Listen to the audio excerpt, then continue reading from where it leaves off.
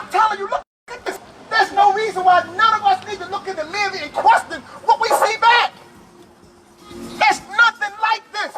Hairstyles, flavor, dress code, complexion, speech, dance. Nothing like us. Nothing like us. Now let's do a mathematical equation. If you was to delete the Chinese, right, out the world, would all other people be gone? No. If you delete the Japanese, would all other people be gone? No. Delete the black man and the black woman from the world. What happens, y'all? Talk to me. What happens? Listen, man, that's more than the reason why I used to be like this always. Because everything in existence needs you. We're going to fight against this sound right here. I'm not going to shut up. We're going to do this because you know what? The ancestors are with us. The ancestors are with us because we heard that too much in our neighborhoods. We heard that right there too much. So we're going to keep it pushing. We're going to learn to love black. We're going to represent black. We're going to shine black. We're going to hold up black. We're going to hug black. We're going to support black. We're going to yell black. We're not going to give up. We're not going to give up. So police brutality is real. But make no mistake about it, it's race first. We ain't going for it no more. We're not going for it anymore. And like I said in my video, I don't care what color you are. If you pull that trigger against a black person, then you're an instant white terrorist. You white to us. Simple as that. I'll say it again. If you black and you got the uniform on and you pull that trigger and kill a black man or a black woman, you are an instrument of white terrorism, therefore you white. That's our logic. And we have to know that, believe that, and stand on that. Do not compromise, because freedom does not come easy. It doesn't come easy. You will be challenged, you will be tested, you will be put to the ringer, man. You gotta know what you're talking about, you gotta know you love us, and you gotta believe in us.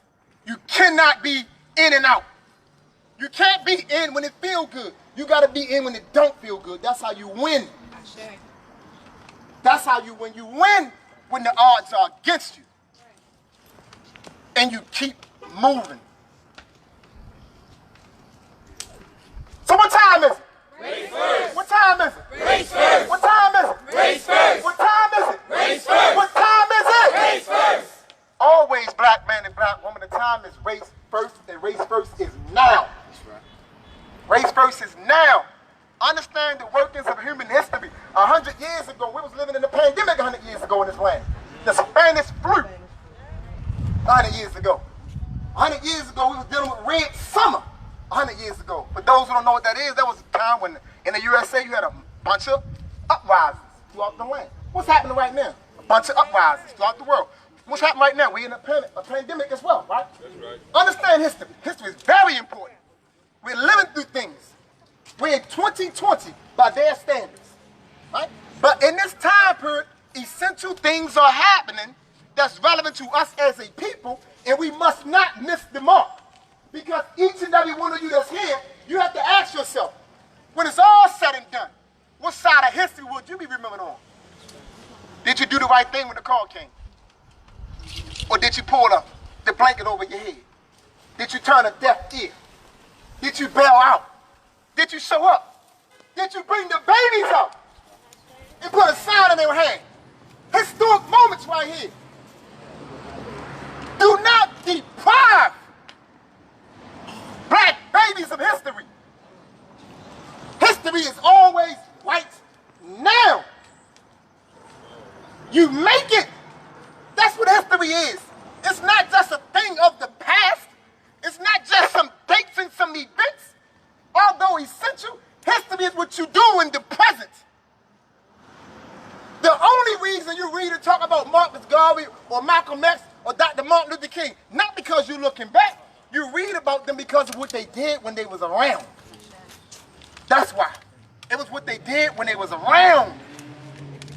So ask yourself, what am I going to do? You know? What have I done in the last 30 days to promote and push forward race first? Basic question. If you haven't done anything, that's okay. That's okay. But now, as of today, everyone has the call. So we know going forward now, we have to support Race First. In this crowd right here, as we walk, and as we meet other people, as we talk to other people, we have to be Race First, share resources.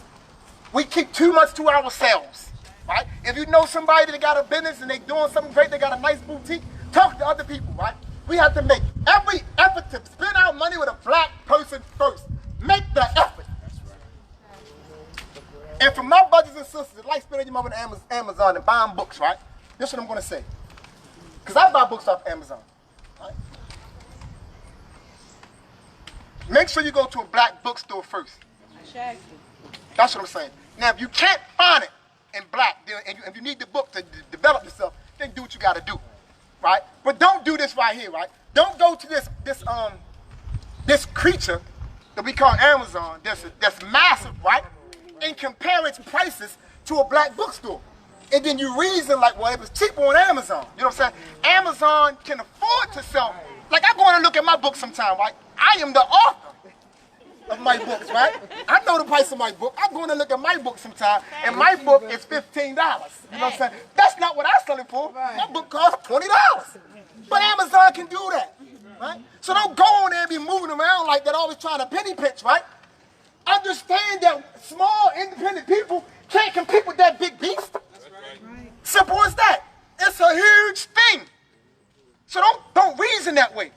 But they want us to reason that way. Because the more we deprive ourselves by spending our money with ourselves, like, we hurt us. And we stay in these conditions that we are in. You know what I'm saying? It's about us. Does that make any sense, black man, black woman? So what time is it? Race First. What time is it? Race First. What time is it? Race First. That's what time it is, y'all. That's exactly what time it is. We got to be about our people 100%, and we got to be willing to do the things we got to do. Big shout out to anybody and everybody that traveled from wherever you came from to be here. Because everybody that's here right now is not from Baltimore. Put our black hands together. You know, everybody that's right here with us not from Baltimore. You know, we have folks that actually travel because they felt that in their spirit, like, you know what, this is, I resonate with that. And I want to be a part of that. And we have to make sure we connect with people and don't just spend all your time with the people that you know. That's right.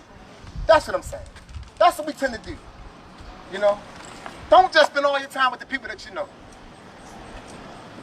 I've been around white people, man. I've seen white people. I was incarcerated. I used to study white people. I watched when every time a new white person came into the institution, man, the white boys instantly made sure he had everything he needed. Yep. Instantly. He could have came from bamboos or somewhere, right? The moment they saw white he was in, they all went to him. Yep. By the next day, everything he needed to sustain him until his people got in contact with him, he had. He had his coffee. He had his smokes. You know, if he needed some toothpaste and some soap, he had his toothpaste and his soap. And then let me tell you what else they did. They made sure that every white person knew how to do tattoos. They would teach them. They taught them the skill. You know why? Because all the black guys wanted tattoos. They made sure every white person knew how to do tattoos, so if you needed a skill set to make you some little bit of money in here, you can do it, right? Working together, you know what I'm saying? Why? Because everything white people do, have done, and will do is race first. Simple as that. So I don't want anybody to let anybody tell you, because you got this argument that's going around, right? Well, race is a social construct. Race does not exist, right? We're going to argue that way. Don't talk to me about that. You know what I'm saying? Because I know exactly all about that stuff. I know about Frederick Blumenbach. I know everything, right? But race was not a social construct when you use race to oppress. That's right. Talk about that. When you use race to measure our skulls, it wasn't a social construct. When you use race to justify chattel enslavement, it wasn't just a social construct. You know what I'm saying? It's only a social construct now because you don't want us to necessarily to use it to band together. And in being foolish and unclear, we start to do what? We start to parrot what they says, right? So don't tell me about it being a social construct. I even go even further, right? What in existence is not a construct? That's right. So don't talk to me, because listen, man. Do not give white people the power to define for you, man. We define for ourselves. Simple as that. If we say it's black, it's black. We say it's blue, it's blue. That's right. If it promotes us. That's right. That's what it comes down to. And that's what I tell people always, you know what I'm saying? In fact, you know what I'm saying? We're going to even go even further. Let's talk about blackness from our ancestral standpoint, you see what I'm saying? It's not even a color. It's the essence to give birth to color. Simple as that, right? Erase black, all things done, you see what I'm saying? There can be no light without black. Light necessarily needs black to be. Erase black, light is gone. So we ain't even going to get into all of that, you know what I'm saying? So let them define for you. Understand who you are. Understand your power. Understand who you connected to. And learn to love yourself. Learn to love yourself. Everything about yourself. Love yourself. Stop looking in the mirror always critiquing yourself, man. Stop it. But I'm going to tell you what's going to help us stop it, though. Black men, you got to start loving these black women as they are. That's right. And black women, you got to start loving these black men as they are. That's the reason why we all in the mirrors critiquing ourselves. You know, because we're not getting no attention that we want. So now we in the mirror like, man, what's wrong with me? You know, I got to do this, and we trying to do everything. You know, we're doing everything. We're destroying ourselves. We're destroying ourselves. But I don't know how to lie to us. I'm gonna tell you the truth. Sometimes the truth don't always sound good, but take the truth though, right? Take the medicine, man, and get better. That's all I'm saying. Take the medicine and get better. But black man, start loving these black women the right way. You know what I'm saying? Let her know she's beautiful. Keep her out the mirror. You know? And black women, start loving their brother. You know what I'm saying? Because brothers are walking around depressed too. You know what I'm saying? They got a larger ego. You know what I'm saying? But make no mistake about it, they walking around messed up as well. Yeah, bro. Trying to figure some stuff out. You know? So we have to figure out how we gonna help us. You know? How the black woman gonna help the black man get better. How the black man gonna help the black woman get better. You know what I'm saying? And stop over picking each other apart. You know? If the lady is trying to exercise, they don't come at her talking no crap about, you know what I'm saying, are you getting thin? Don't say no slide crap jokes, you see what I'm saying? It's gonna make her feel bad about herself. Encourage her. Cut that crap out, man. And we do stuff like that. We know we do that. Let the lady get herself, she wanna get healthy, let her get healthy. Encourage it. Keep your unnecessary comment to yourself. Because it doesn't help. And that's both ways. So if you got a man that's trying to get in shape, don't say anything about that, you know what I'm saying? Don't joke the brother. Encourage the brother. Let him go get help. How about you get right with him? That's right. Say it again, brother. Get right with him. Get right together, right? That's what we got to do. You know, I'm sweating nice. I love to sweat, man. I love to sweat. Because the ancestors are here. Our ancestors are here. That's right. What time is it? Race first. What time is it? Race What first. time is it? Race What first. time is it? Race What first. time is it? Race first. That's what it's about. We ain't pleading. We ain't pleading. We are making a definitive statement that we're going to prioritize around our survival. Simple as that. A definitive statement that we are going to prioritize around our survival. And at the heart of black survival is the necessary building of the black family.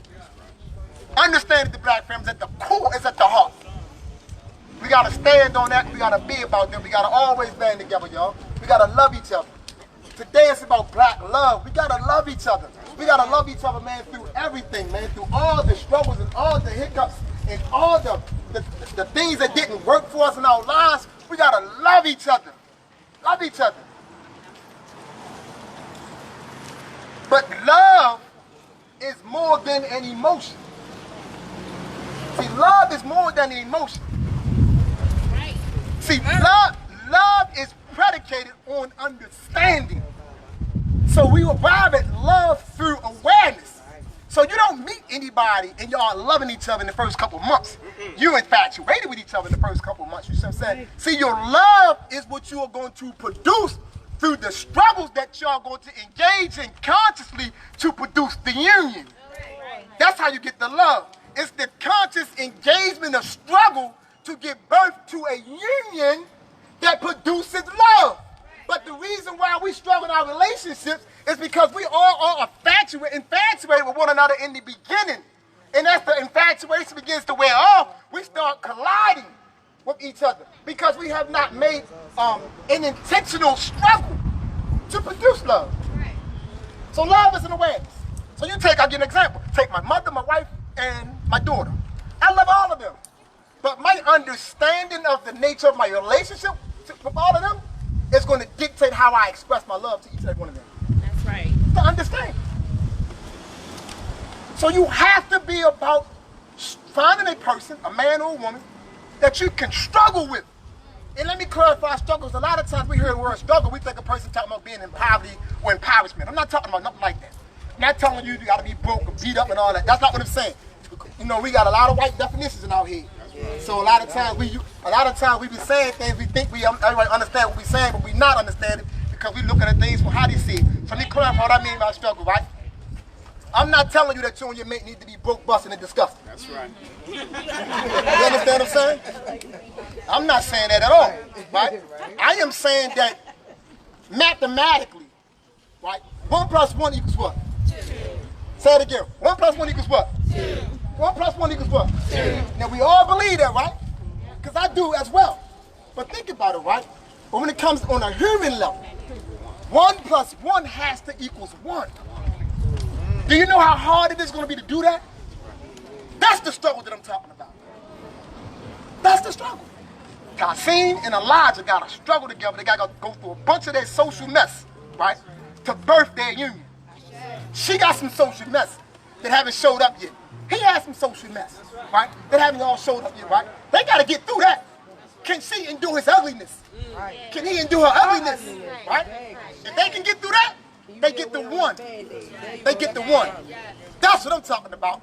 And a lot of us don't have it inside of us to move through it. We throw the towel in and blame it on the other person. You know what I'm saying? Oh, he ain't do this, that, and the other. You know what I'm saying? But no, you play the part in that as well. You know what I'm saying? Well, she ain't do this, that, and the other. No, you play the part too. I'm telling you, you got to go through some things. You got to be like you pulling your head. You got to go through it. But you have to be able to look at that person and look into that person's soul and see, you know what? This person has in her or him what I need to keep it moving. I am going to fight with her or him through it. That's what this is about. That's the reason why some of us be married for a very long time. Because they struggle together. So when we say race first, among many things, keep in mind that the race, the survival of the race is predicated upon the survival of the family. There is no race without family in a world of wolves. We live in a world of wolves. Make no mistake about that. Look what happened in China. I like to make this point, right? Remember when this pandemic first popped up? Everybody said it came out of China, right? Remember that, you know what I'm saying? Yeah. Some place in China, Wuhan, China, right? As time went on, what the Chinese began to do? They began to flip the script. They started persecuting Africans, right? Yeah. They started saying Africans brought it. Get out, throw Africans out. You know what I'm saying? Just like that. But they put their race first. And why you think they was able to flip the script like that and treat black people like that? Because if you have no power, you will be picked on in this world. As a people.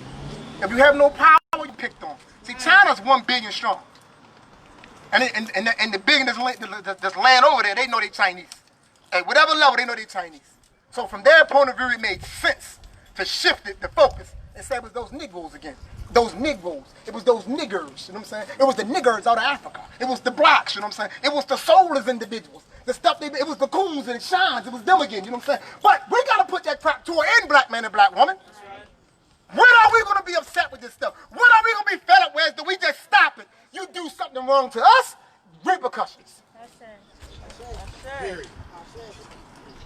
Repercussions, you know what I'm saying? You come out your jaw sideways, saying the wrong thing about a black person, we're going to come at you, right? That's what they do to us. Say it again. That's what they do to us. And that's why we got to carry it. So that's why we're saying race first. That's the reason why. This is not about a feel-good moment. This is a declaration of war. It's a declaration of war.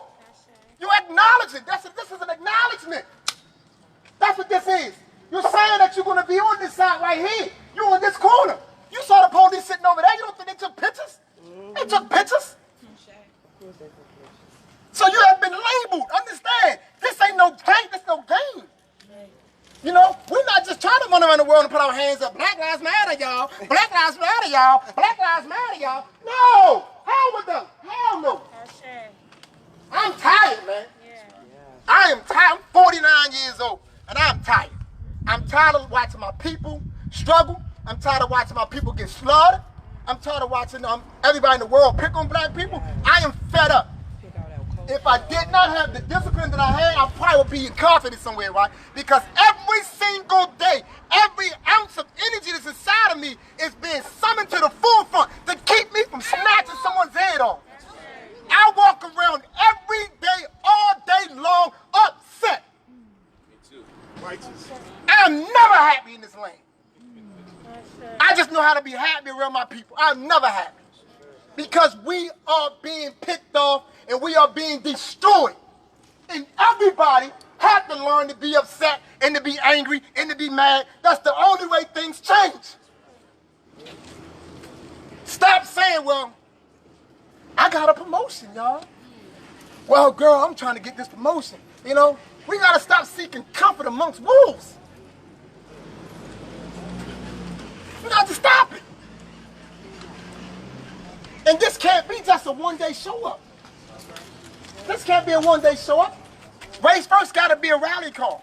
So if you go on social media and you see Mama Eartha, if she say race first, then everybody needs to say race first, right? That's a reminder. This is just, in high school they call it a pep rally or something like that. You know, I never made it to high school, so help me out, you know. I didn't, say it again?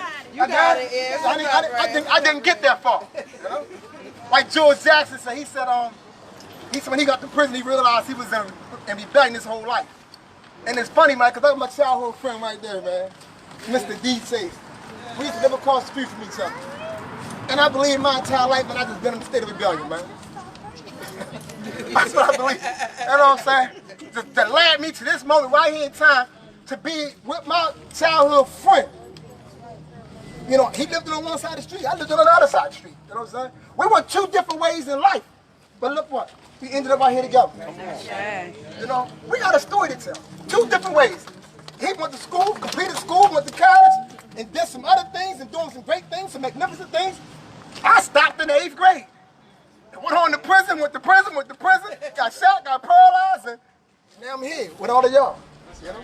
Doing magnificent things. And doing magnificent things, right? That's the spirit of the ancestors. What time is it? Race first. What time is it? Race first. What time is it? Race first. What time is it? Race first. What race do we love? The black race, right? Love is cultural. Don't let no one tell you otherwise. Don't let no one tell you that. You know what I'm saying? Black children have to bring home black mates. That's right, I say. Do y'all understand what I'm saying? Yeah. And we gotta be clear. And if you're unclear about anything, we gotta have the courage to ask the question. We gotta ask the question, like, what does this mean? Or what do you mean by that right there? Or why are we gonna do this right here? You know, we have to be able to do that and encourage your children to ask questions. Allow your children to be in this conversation about race. Don't allow your children to be in a world that's dominated and ran on the basis of race and they ignorant to race. That's right. Don't do that. Don't make that mistake. Don't make that mistake. Look at the boy that's in the White House. Is he hiding? Does he hide his position? Hello? Is he for quote unquote all Americans? No. You know? Hell no. Now, I'd like to start with him because I'm going to say this right here, right? What president has been in office that has really truly been about all quote unquote America? None. So Trump is not an anomaly. He's not an anomaly. To think that he isn't an anomaly is to believe that others were for you. Teach. Understand the reason. To think that something is off about him, right, makes you, it indicates that you believe that others were something else. Trump is no different than Reagan. See, some of y'all wasn't around when Reagan was around. You know what I'm saying? I remember this. Walk around this community, right? And you're going to see a lot of vacant buildings. You're going to see a lot of empty spaces. This is the aftermath of Ronald Reagan. That's right. Right? The communities, what they are, is the aftermath of that crack cocaine that was pushed into the air. That's what this is. See, I remember this neighborhood right here, man, was full of people. Tons of people. Bush and Reagan flooded us with cocaine. Strung us out. So now you got vacant buildings and vacant old stores. You know why? Because people dead, they moved away, or they in prison. So now you got black communities that look like deserts. But that's the aftermath of Reagan. Because I remember the 70s in Baltimore. Every corner store was black. Remember, DJ? Every corner store you go to a corner store. Get your penny candy, it was black. Coming out of the 70s to the 80s, Reagan them get in there, drop the cocaine on us, bang. We ain't never been right since. Never been right since. Still ain't recovered. We ain't never been right since. Right? It was strategic, and it was a war tactic. Gotta understand it. It's strategic, and it was a war tactic to push the narcotics on black people. Right? So now we strung out. You know what I'm saying? Now we live in a time period now where as though our young people on drugs. That's the era we in now. The young people are on drugs. And they are pharmaceutical drugs that these people, you see what I'm saying, made available to our communities. That's what we're dealing with. So keep race in the forefront, black man and black woman. Don't quit on your race. Don't give up on your people. Do not do that. Don't over critique mistakes that we all make in our efforts to be better. That's right. Look at a person's heart. Look at a person's sincerity. That's what this is about. Don't just every time a person makes a mistake, we want to jump on it, we want to critique, over-critique it. No, granted, we should hold each other up, right? But have a conversation from a man to a man or a woman to a woman, right? And lastly, if you want respect in the world, right? I'm going to tell you something about respect. We always say stuff like this right here. Well, respect is earned. Respect is earned. Everyone says that. You know what I'm saying? I will respect you to the degree that you respect yourself. That's the world you live in. That's the world you live in, and that's the truth. So you can't, black woman, you can't be on social media half naked, married, in relationships, and you saying you want respect. But I understand why we there though. Like I said it earlier, we need some attention. I get it. But you cannot do that. Same with the black man. You can't be up late at night, black man, in that lady's inbox. In relationship. I just can't hit one person or hit the other one, you know what I'm saying? You know, the women, they'll call me out, you know what I'm saying? So I'm being balanced. You know, I know the junk all of us got in our trunks, you know what I'm saying? You can't be up 2 o'clock in the morning on the damn low in that inbox downplaying that relationship, but she know you in that relationship because she always see you and that lady together, you know what I'm saying? But you want to respect you as a man. You ain't gonna get no respect as a man because men don't do that. That's right. Men don't do that. Boys does that. Some type of deformed male would do something like that. Not a man. There's a difference, y'all, between maleness and manliness. Understand what I'm saying? We gotta understand these things. But if you want the respect, right? If you want it, you demonstrate it first. When you demonstrate it first, you on your grounds to demand that a person respond to you in like manner. But if you're not demonstrating no respect for yourself, but yet you want my respect, it's not going to be coming. And I'm saying it on a racial level. I'm saying it on a racial level. If we want things to happen and things to change in the world for us, we got to change it amongst ourselves. Change it amongst yourselves. You know what I'm saying? Do not sit up there and do not put forth an argument about music does not have an impression on the people, on human beings. Don't put forth that weak argument. We know that it does. We know that it does. Our ancestors knew that. So don't sit up here and put forth this argument because you want to justify the negative music. Just say I like ratchet music. Just say that. But don't keep on trying to argue. No, I don't. You know what I'm saying? It's the parents' responsibility, this, that, and that. Yeah, granted, parents have responsibilities to monitor their children, no doubt. But we know this right here. We know that children hang out together, right? And we know that we so divided as a people right now that we don't raise our children the same. We know that. Some of our children got iPhones at 7, at 6, right? They walk around with miniature computers in their hand. You know what I'm saying? My son don't have a phone. My 7-year-old don't have a phone. So if my 7-year-old hanging out with a 7-year-old that got a phone, and that 7-year-old that has a phone have access to the internet, and that parents allows them to go on the internet, and then the same things that I'm protecting my child from, my child gonna get it anyway because your child already got access to it. Yeah. Right? That's the reality of the situation. So we're not going to argue. Thank you, sir. I didn't even know he was there for a while. You know, but so don't argue that it's the parents, because the parents, there are some things the parent can't control. Because our children are spending time with each other. And we're not all sitting down, you know what I'm saying, understand that we should rear our children a certain way. We're not. Some of our children stay up to 11 o'clock at night. So we got to understand that do not try to argue that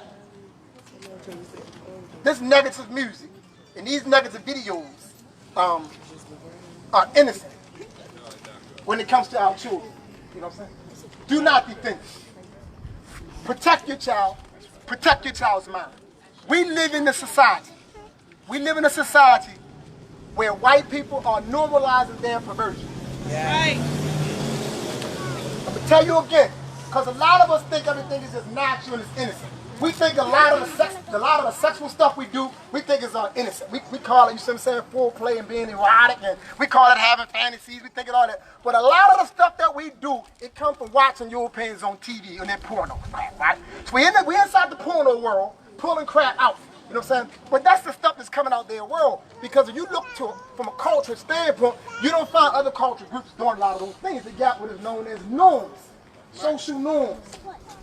And we have to be aware of that. You know what I'm saying? So don't allow these people to normalize their perversions and convince you that the perversions is natural. It's not for us, it's for them. It's not for us, but it's for them. So let's be real clear. So what time is it? Race What time is it? Race What time is it? Race How y'all feel? How we feel? We don't sound good, man. Listen. I want to see if we can break some glass. Definitely strong. What time is it? Race first! What time is it? Race What first! time is it? Race first! How y'all feel? How y'all feel? How y'all feel? Are we ready? Are we ready? Yes! Are we about to walk? What time? What's the real time? 149. So look. Okay, so by the time we get there, it's be 2 o'clock. So we're going to walk. Everything up there? All right. So we're going to walk this way.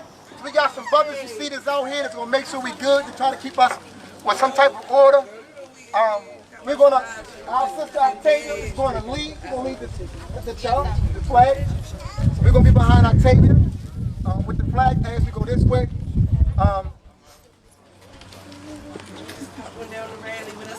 Yeah, we'll do that. Keep up.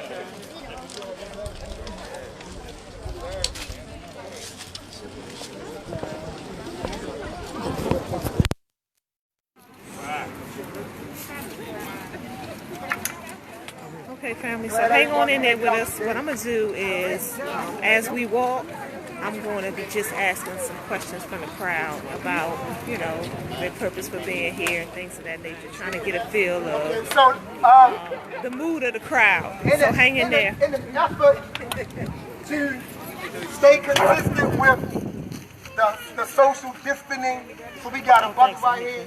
Anybody need a mask? So we are going to encourage everyone to put on some type of mask. Just everybody, for those who want to feel secure, mask, they free, they already inside the pack. So just get one, you know, for yourself as we going forward. Anybody need a mask? What y'all doing? No.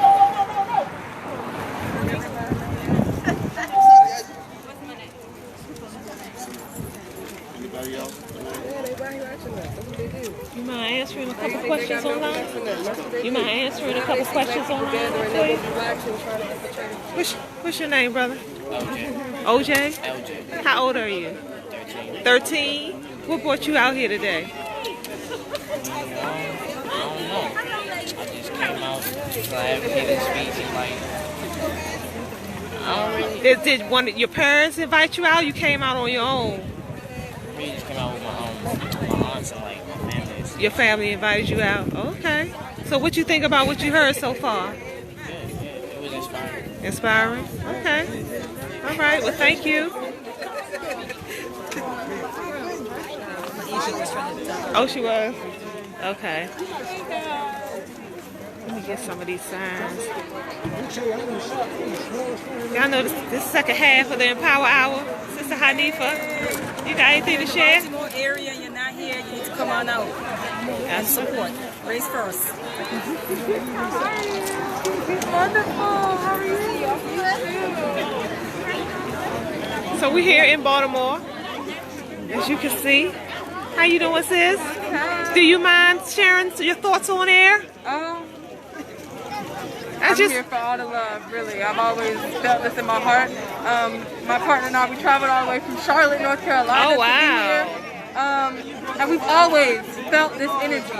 If anything, we feel the energy is real, it's authentic, it's necessary right now in this time, because if nobody puts us, if nobody puts us first, we have to. We have to. That's the only option right now. What's your name? Brianna. Brianna. Okay, thanks for coming out. Race first. Race first.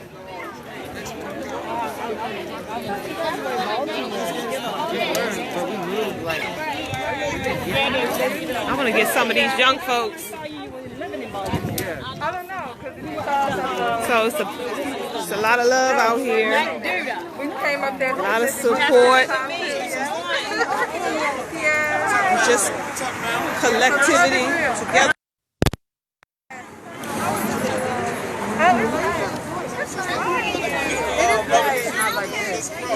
Nothing like this. Sometimes they're expensive, but it's not as.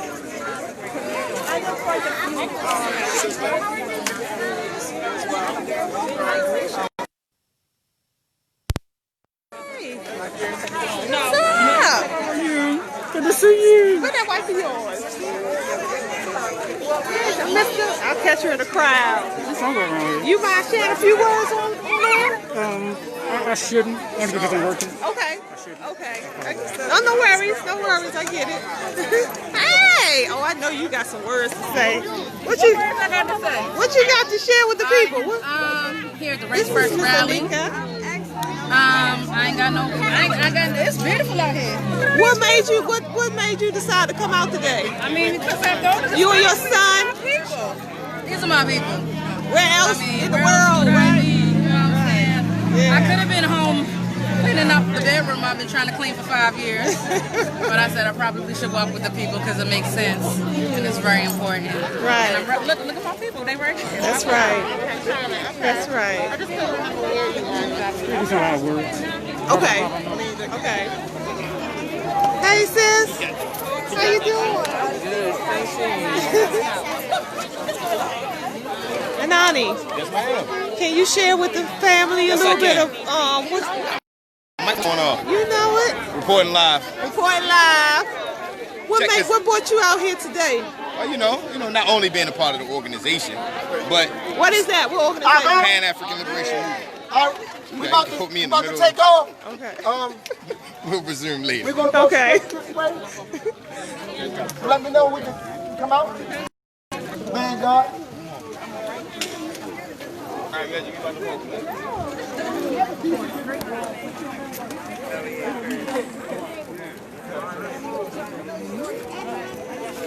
What time is it? Race first! Race first! Race first! Race first! Race first! Race first! Race first!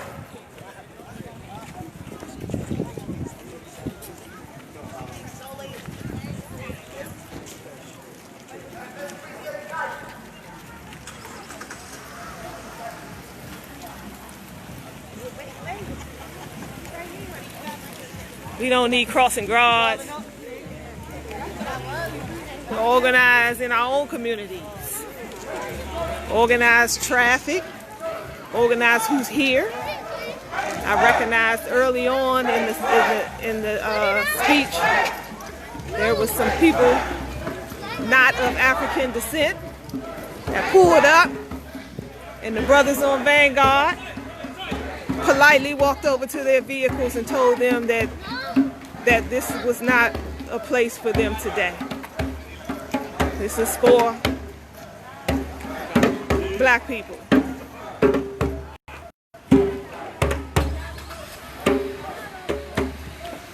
The popo.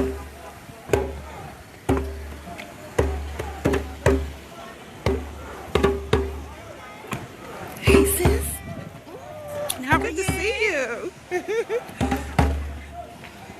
I'm just... So we're just walking. It's not a far walk. It's about 2 blocks up. There's another park. Yeah. I was like, where the hell is she at? Oh, I was just trying to get the whole everybody. Okay. This is Sister Ife. Hey, sis. She's on the phone. Hey. Raise first. Raise first. Raise first. Good. Raise first. Get up there. Get up there. I was trying to hug you at first. You was talking. Good seeing you. That's Baba Imhotep's wife, Sister Ife, the one that was talking, who heads up the organization, Pan-African Liberation Movement. That's Ife, that's his wife. And so the people that you see, a lot of the people, not all, but a lot of the people you see in the all black is part of the organization. Of course, the ones that are vanguarding, you know, holding up the security. It's part of the Pan-African Liberation Movement, PLM for short. They're based right here in Baltimore, Maryland. So they do have social media connections. So if you want more about the information about the organization, just pull up Pan-African Liberation Movement, PLM, Baltimore, Maryland.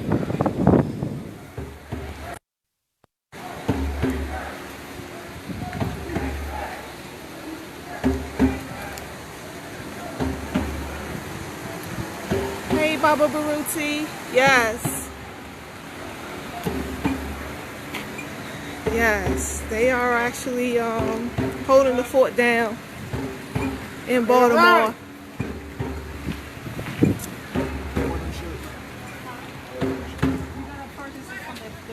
Come on out, walk with us, brother.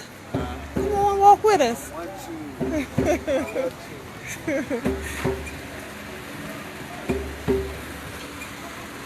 We do have a few vehicles also. Thank you. Hi, I was looking for you.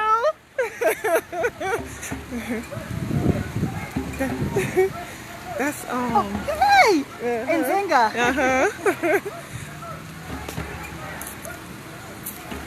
Okay, so we're trailing behind, but I'm gonna get out in the street so they can see a little better. Yeah. It's beautiful. I was saying it's a beautiful sight.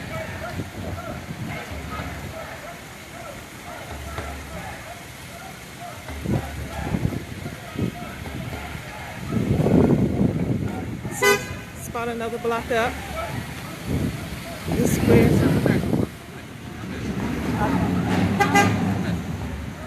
Do you actually think that this march and shit will do some good? Well, this isn't a march, it's just a rally. We're meeting up at the park. We're not really marching. Lafayette Square? Yeah. Of Lafayette We're Square. not protesting or anything. But you should join us. Come and get the message. Lafayette Square Park. What's that, please? What's that, brother? You want Haki? Hey, Haki! So we get both sides, as you can see, you know, but that's a brother who just was walking down the street and all he saw was walking. So he didn't hear the rallying cry, right? And so rightfully so, like my sister said, you should join us. Come up and hear the brother out, you know? I understand the frustrations. A lot of us are frustrated because we've been marching for a long time now, you know? So, and where have that really gotten us? But I think every march is different. Every time there is a march, there's a different purpose involved. Some march for equality, you know, others march for civil rights, you know, so there's always a different cry whenever there's a march. Some march for integration, you you know? Well, this is, the cry today is race first. We've been attempting to do the whole link arms and, you know, the old kumbaya and whole, you know, all together now. And as you can see, black people in this society is still at the bottom rung of every ladder there is, despite all the things that we've been marching for over the decades and years. So what are we going to do differently, family? What are we going to do to shift course and change the dynamics of our existence? We can cry, we can complain, and we can whine, we can vote, we can gripe, and we can do all those things, or we can make up our collective minds to actually move in a totally different direction. Choice is ours to make. So today is race first. And I know for a lot of us who've been conditioned in this society, that scares you. That frightens you. No, what do you mean? My cousin is not black, or my husband, my boyfriend, my grandchildren, or my friend at work. What does that mean? We all got to come together with everybody. But how has that changed the dynamics of our existence? So we could pretend that that one day things will all be better, or we can do some things ourselves right here, right now, in this time to make them better for ourselves, just like every other group of people on earth have decided to do and have been doing for ages, putting themselves first. They don't scream it loud the way we do today, because they live the Korean race first. The Europeans live race first. Doing that, and we're suffering consequences of not, because we're so why are we the ones on a of every society? What are we doing? And we gotta questions and taking a good hard look at ourselves and what we're doing. So yeah, race first. And if it makes you uncomfortable, if you don't like it, we're tough.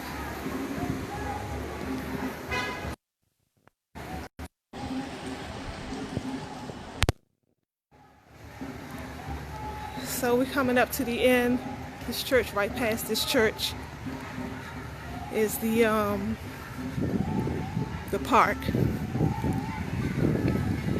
My brother here has been following me the whole time. That's what protection looks like. You know, that's what protection looks like. It's one thing to say it. We gotta protect each other, or we gotta protect the women, and it's one thing to actually live it.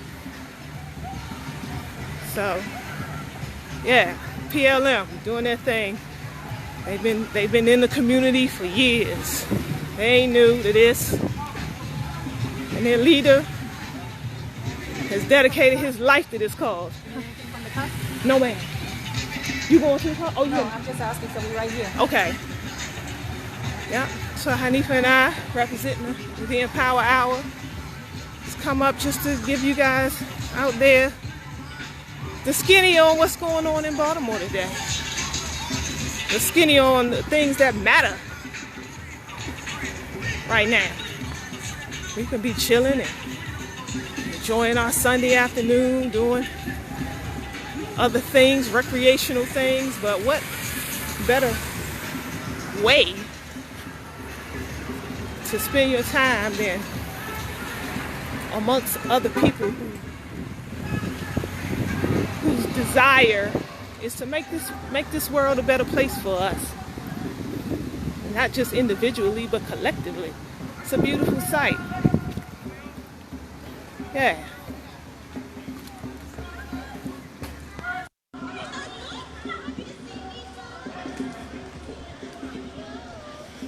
Men, women, and children.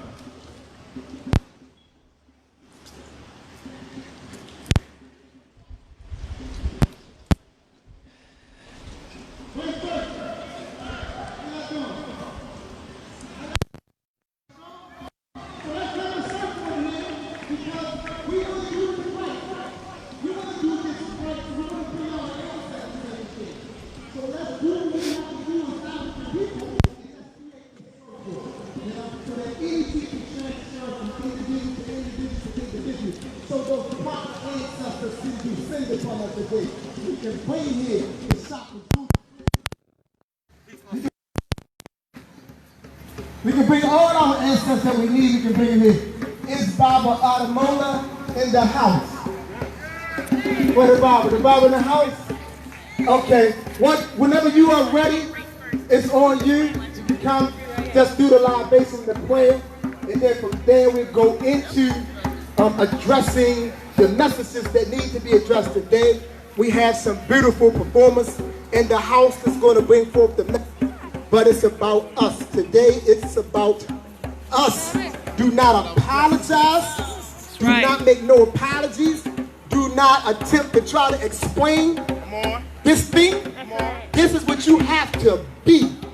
It's simple as that. This has to be your beingness coming out of you.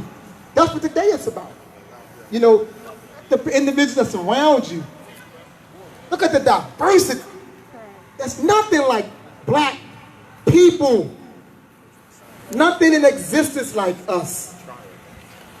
And we are living in a time period that demands that we embrace the blackness. We have to embrace the beauty of blackness. So we can get everything right. We can get everything right, do what we have to do as a people so we can be moving forward progressively in our best interest.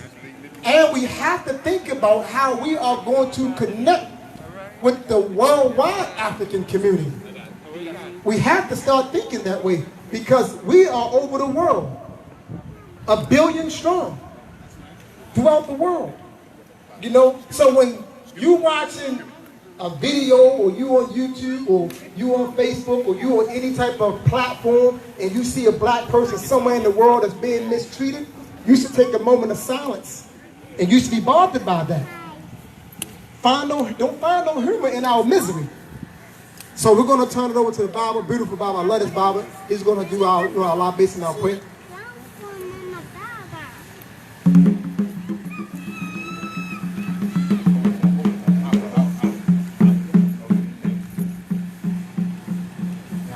Everybody's familiar with the reason for the libation. The purpose of the libation is to invite our ancestors to the event.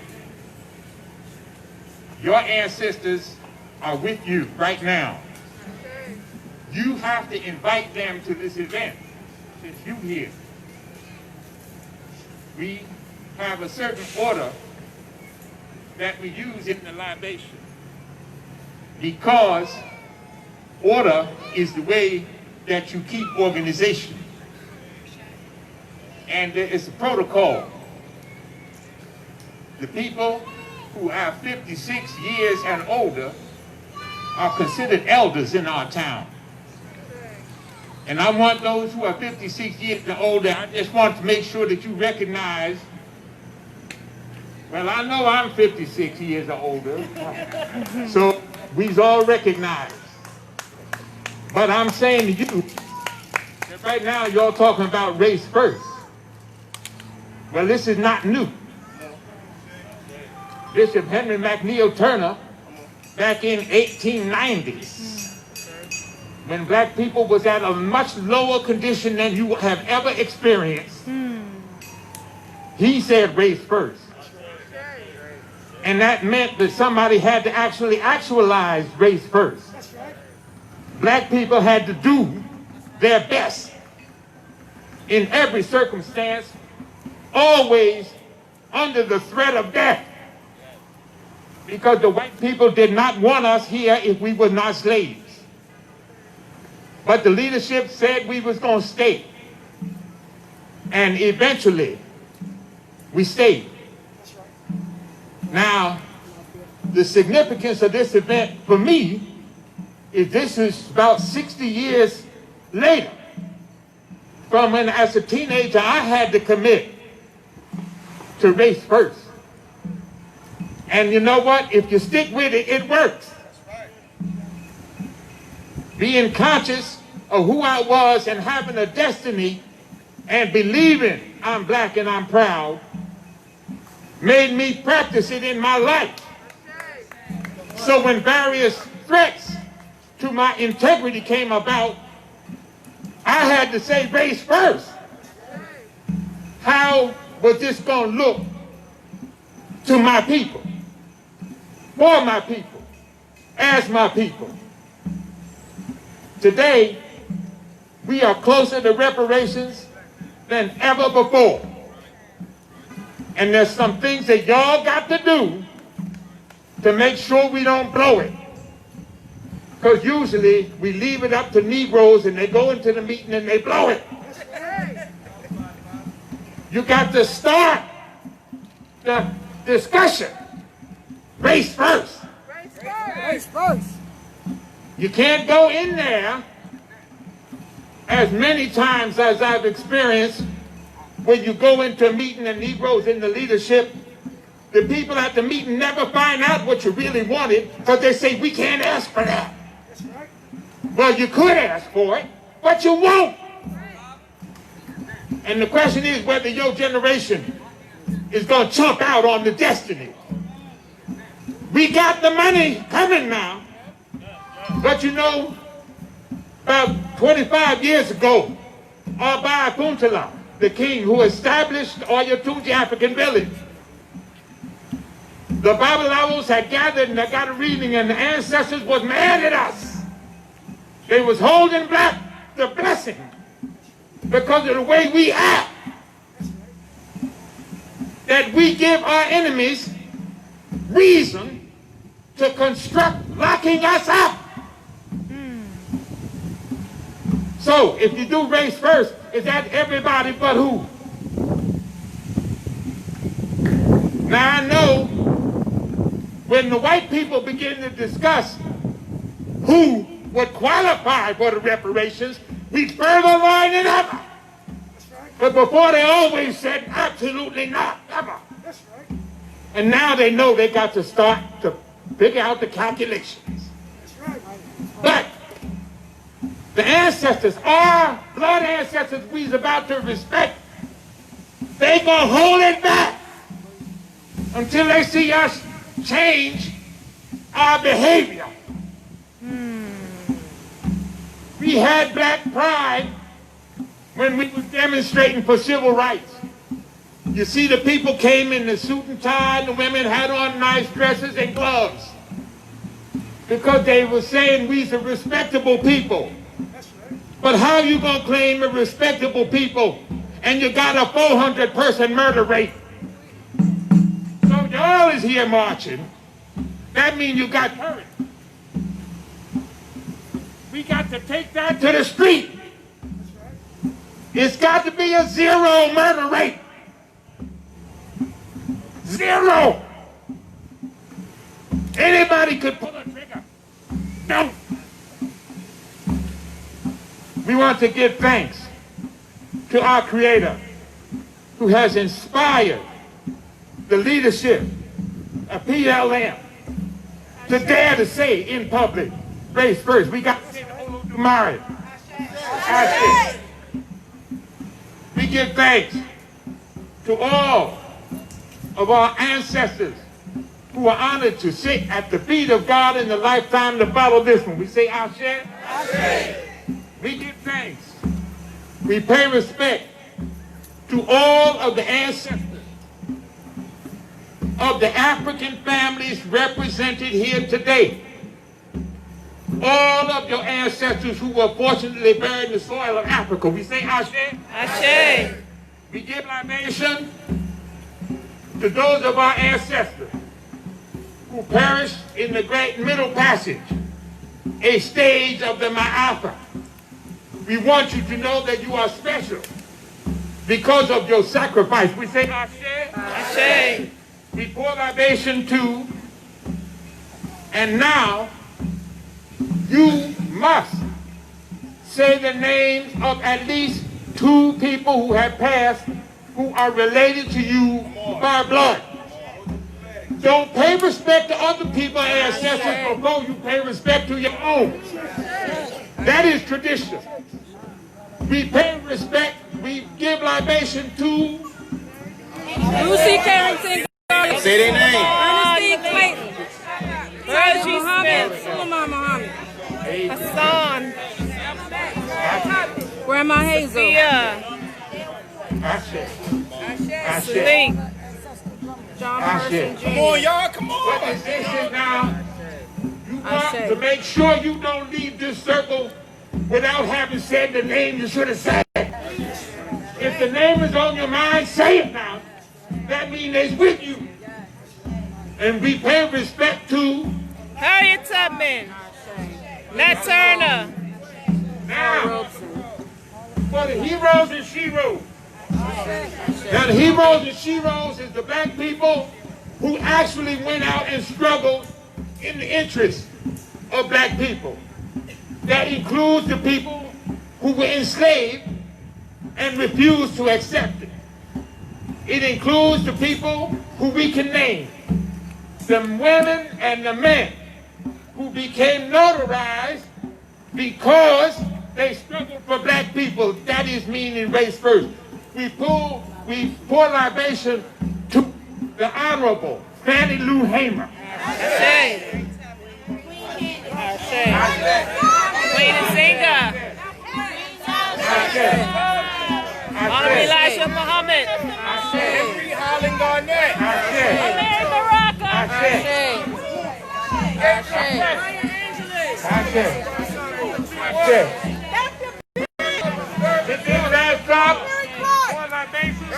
For all of our people who are struggling and need assistance, we ask the ancestors to assist them. We say Ashe. Ashe. We pour libation to all of the people who are related to the circle, who are suffering in the Oyinbo incarceration system. We say Ashe. Ashe.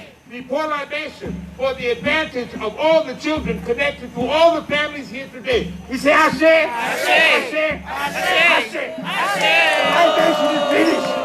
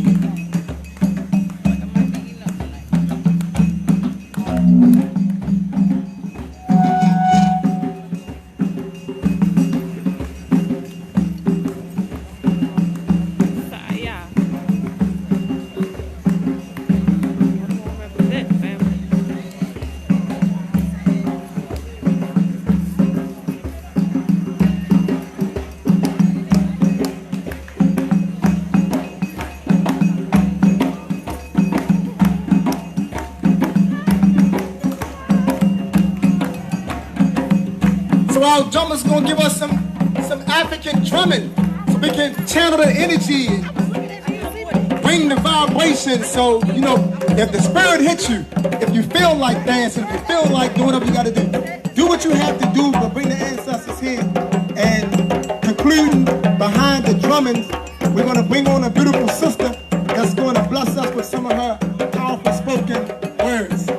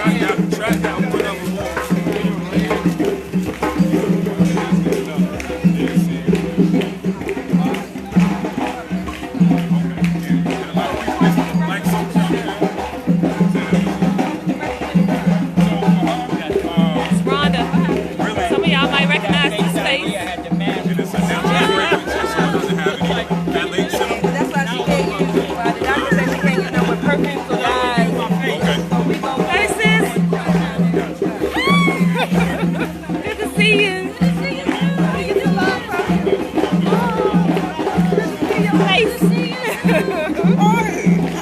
Greetings. How you, beloved? No, sir.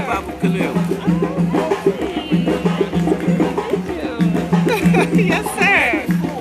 We met before at the arcade some years ago. We was over there at Mendelab. Ah, okay. My apologies for not remembering. Yes, sir. Some more shoes.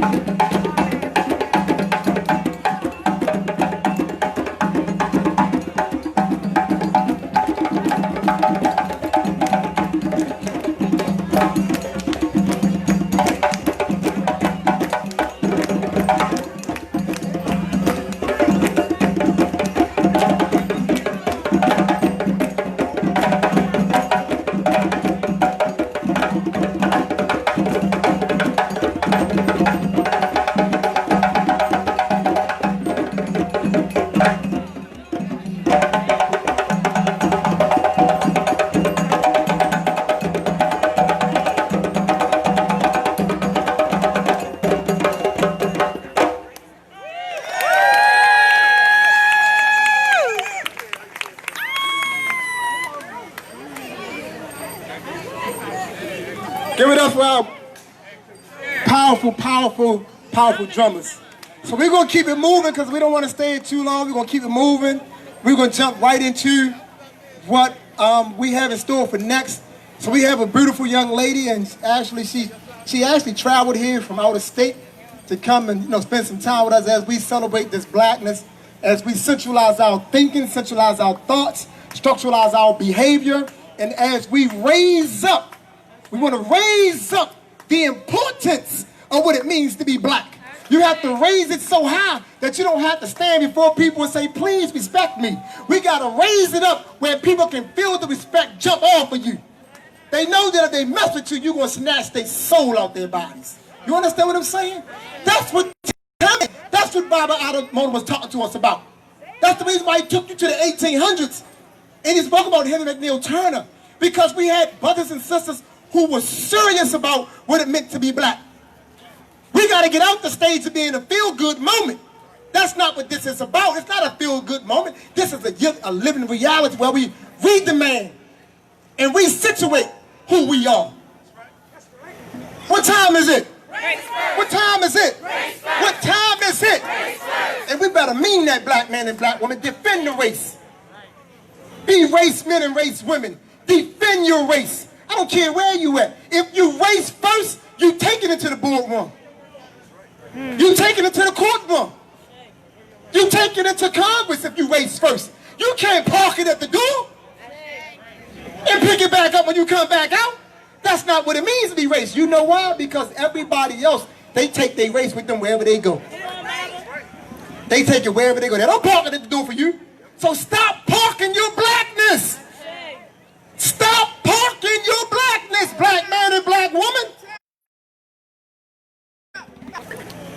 it in there with you. Take it in the courtroom. Take it in the hospitals. Take it in the boardroom. Take it wherever you go. Take it into that park you go in. You know what I'm talking about? Those parks we tend to go in, and then white people tend to show up, and then we want to act like we ain't black. You know, we're going to become super stern on our children for black people, for white people. You know what you inside Walmart, you want to be what? Super parent. Because white folks are watching. Right? Am I making a lie? Talk to me, man. Because I don't want to stand up here and just talk and make it a lie, right? Tell me if I'm saying something that makes some sense to us. You know, we're going to have a real live black conversation today amongst black people in the black seclusion of blackness. So what time is it? What time is it? What time is it? What time is it? Where my sister Bree at? You ready, Bree? You ready? I told you, you got this, right? You can do this. Take us there.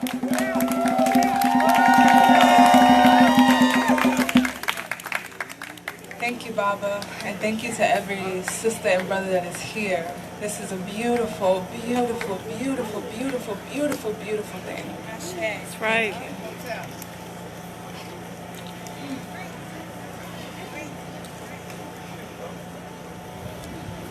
My skin is chocolate. My roots are deep. I am the original woman you see.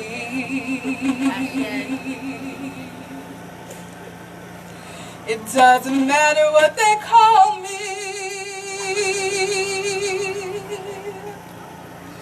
I hear my ancestors calling.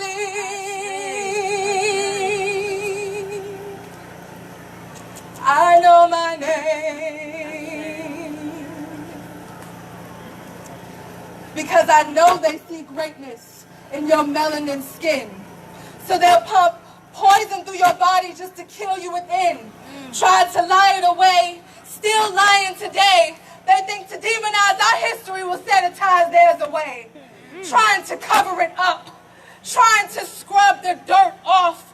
Tied my kin up in trees so they could get the load off. Make me sick to see them smiling in postcards they wrote off. But we keep rising up, redefying the odds, recreating black wealth from the hands of God. And we had to clap back, because black don't crack. We buying back the block, digging the scene with black finance teams. No more gangster white walls, condos, or strip malls. No more culture vultures wearing blackness for the gram, because you do not have a permit, and best believe you'll get these hands. Do not pack it in a little pill. Do not pack it in a little pill and take it twice a day. Do not shoot it in your lips and hips and claim you made that way.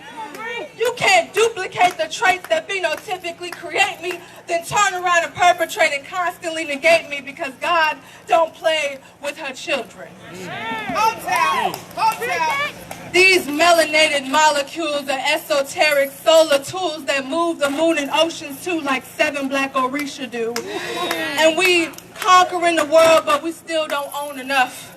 And we know they stole our land, but they still ain't owning up. And those little kids in those postcards, look around, they're grown-ups. And they tried to conquer us with laws, like they conquered us with bombs in Tulsa and Birmingham too, in front of God. Even shot up 9 praying in a room in front of God. My people did not choose to be martyrs. We just wanted to be free, wanted to be black, wear our hair out, want to bathe in copper suns. But these Ronald economics trying to wipe out my sons. These McDonald economics trying to wipe out my sons. They want to lock them away, but their jails is getting full. So they pull them for a tail light and pop out the tool. My people did not choose to be martyrs. We just wanted to be free. Black mothers, sisters, brothers, fathers, and daughters. They've corrupted the public Brainwashed and bigoted men claim they fighting all the terrorists, but the terror is them. Claim it's survival of the fittest, but we are the fittest of them. Love your sister, love your brother, because we're in this to win. Ashe, Ashe, Ashe.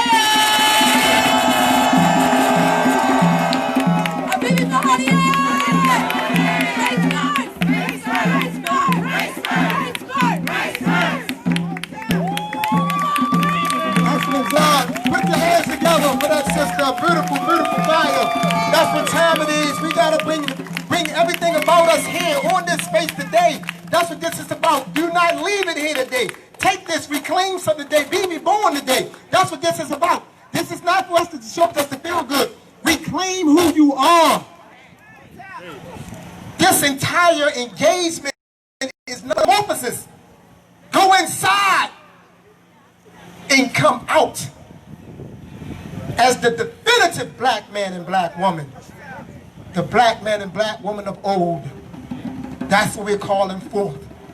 Because everybody in the world, other than us, are waging war upon us. There is no other way to call it. We're not going to play diplomats. We're not going to dance around with words. We're not going to do semantics. We're not doing any of that anymore. We've done it enough since we've been here. I'm going to ask a question, and I only want the truthful and those of you that's honest to answer. If you're upset and you're mad and you're angry, put your hand up. Look around, everybody. Look at all these hands is up. Be mad. Anger is necessary. Understand what I'm telling you. Anger has a place. It's necessary. Anger is necessary. But we temper our anger with the love for our black people. That's how you balance it out. But don't lose your anger. And don't let a white person convince you that you're wrong for being angry. We've suffered and endured enough. Your anger is justifiable. We need it. Let's get the job done, y'all. Let's end up on the right side of history, y'all. This is the time. Do y'all hear me? I'm not just standing here just to be standing here. The ancestors moved through me to move through us so we can get together to do what we got to do to redeem and avenge our ancestors. That's what time it is. It's redemption time. Let's get it on. So, keep it moving. We're going to bring Baba AlQamar back on because he have a brief message he want to share, and we got to give an opportunity to bring on, to give us this message, this race first, this race important, this race imperative message. So put your hands together. I'm going to bring it to you. So put your hands together for Baba AlQamar. Now, this one thing we got to remember is that these events are rare at this time. But when the people organize the event, you have to pay attention. Imhotep has been organizing here in Baltimore for years. He has consistently been about race first. So he deserves continued support. I have a few points I want to make for your generation. First, let me identify people. How many of you know somebody in your family who is related to you by blood who is 25 years older than you? Thank you very much. The time will come soon when those people who want the reparations gonna have to identify the family line that actually served in enslavement in the United States. You better get started. They started to ask that question. They ain't never asked it before. Because they know that it wasn't until the 1970s that you could legally immigrate to this country from Africa. So if your people was here, you better start identifying. Ask the elders to tell you the name who is who. Where did you come from? Who was the father of that one and this one? If you got sense enough to read and write, you better put that in your book. The money gonna be given out based upon the facts. You gotta see that what you're doing today is a critical stage of our development. Because in my generation, I remember when Emmett Till was killed, I was 9 years old and scared to death. And then I found out that they had a movement, a civil rights movement. I went with my mother to the first demonstration. We was picketing a store because we moved into Montclair, New Jersey. They didn't have black people in that section. So we ran into resistance. And so we had to picket the store so they would treat the black children right. And it worked. In my generation, we had to learn how to go limp. Because if you was in the demonstration and the police came, you had to go limp. You could not resist them. We had to learn that. My brother and a lot of my friends said, no, I ain't going to be in the NAACP because I ain't going limp. Well, if you wasn't going to go limp, they wouldn't let you go to the demonstration.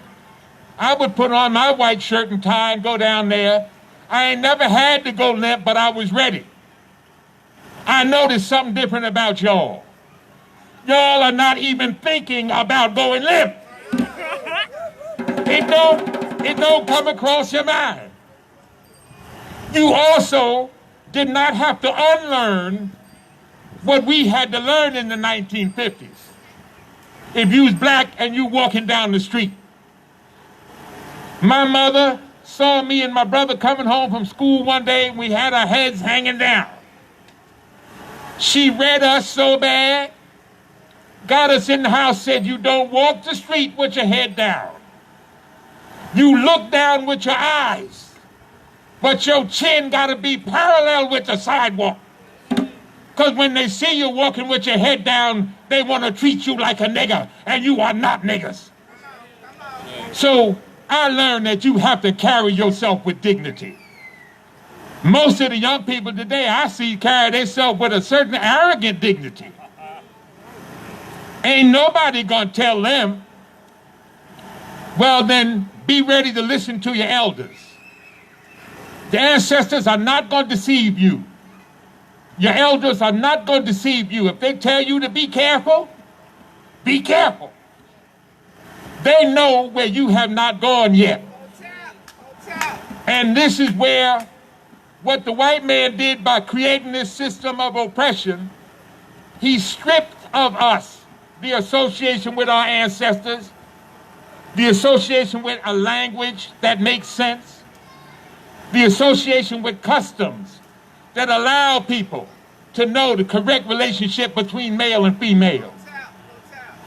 Black men, we still have to unlearn this false patriarchy that we get in America just because we got certain items on our body. Well, it ain't no substance for that. There's no patriarchy in black America. How could you be a patriarch and you've been a slave? How could you be a patriarch and ain't got land, a house, or nothing? And yet you want to rule over some woman? She got sense enough to let you think you was in control. Understand this. There's a reason why there are certain secrets in African culture.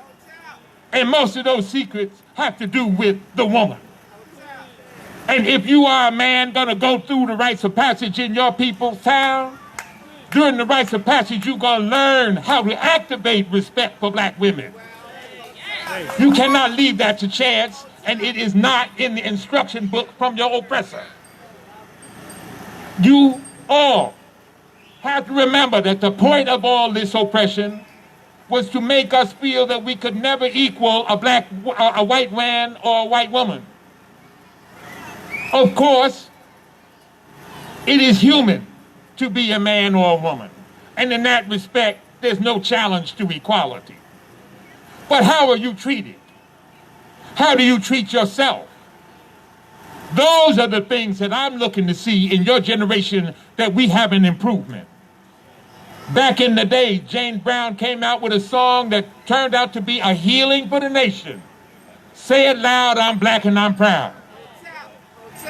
I'm telling you, in that day, because before, it was about a year before that it had become popular to say the words black power.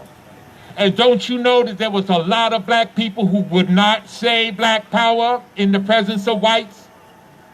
Because white people did not like to hear that. And so when he did that song, they had no choice. It also meant to black people that you had to act like you was part of a race with pride.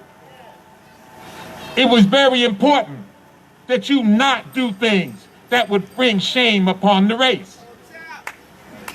And it's important now because you know quietness is kept. That's not a standard of the white man, that's a standard of our ancestors. Everyone knew that if you was part of a family, let's say you was 21 years old, a male, and you was in a family, you had a younger sister, you had an older brother, and you went out and did something to bring disgrace, you went and stole something, and it became known in the town, well, there would be no price low enough for your sister's bride price, because nobody would want to marry her. Your brother, the girl he had been fiancéed with, no, her people would say, oh, if you want her, you have to triple the bride price. Because we're not risking getting our lineage involved with somebody who has a brother who commits public disgrace. We come from a class people now, and we were made to live without class.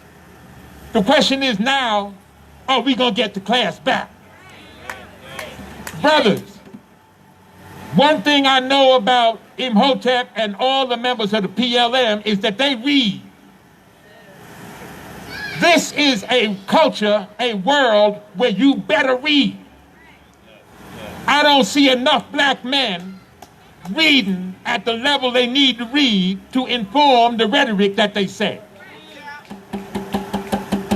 If you have not read Slavery by Another Name, then you don't know about what we suffered. If you have not read The Half Has Never Been Told, you don't know how they kept slavery going after the Civil War. What it has to do now is that y'all need to inform yourselves so these little boys are not going to have to go through what you went through. When our ancestors see that we have taken upon ourselves the burden to relearn the customs and traditions, when you can go and get a reading to find out about what qualities you have that should be built upon in this world. You have to learn how to develop the skills and ability that God, the African view is, God chose each one of us. And the Yoruba word for human being is Eniyan. It means the chosen one. Every single one of us was chosen by our Creator. He did not choose you to come to the earth and cause trouble. You were chosen because you have certain gifts that only you can bring. And so, as a parent, my responsibility is to make sure that you survive. Make sure you are developed so that you can bring your gift to the community. This is what is our new tradition. That the brothers and the sisters are going to focus on study and preparation. Take on the mantle of leadership, which is responsibility for the work.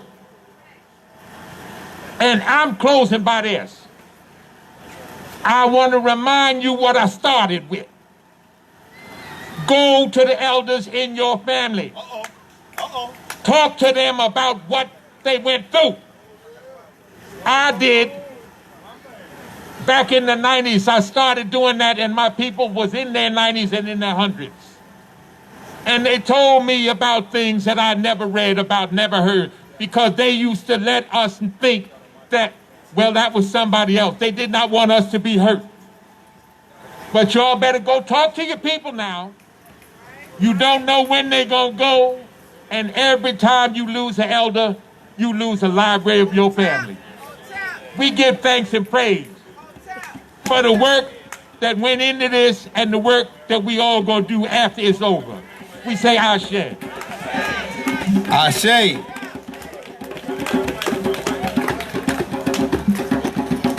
How y'all feeling? Come on, I need some energy. How y'all feeling? That's how powerful I am. And you told me stand right here and I don't want to listen. Anyway, check this out. If you are on Facebook, I need you to do a watch party.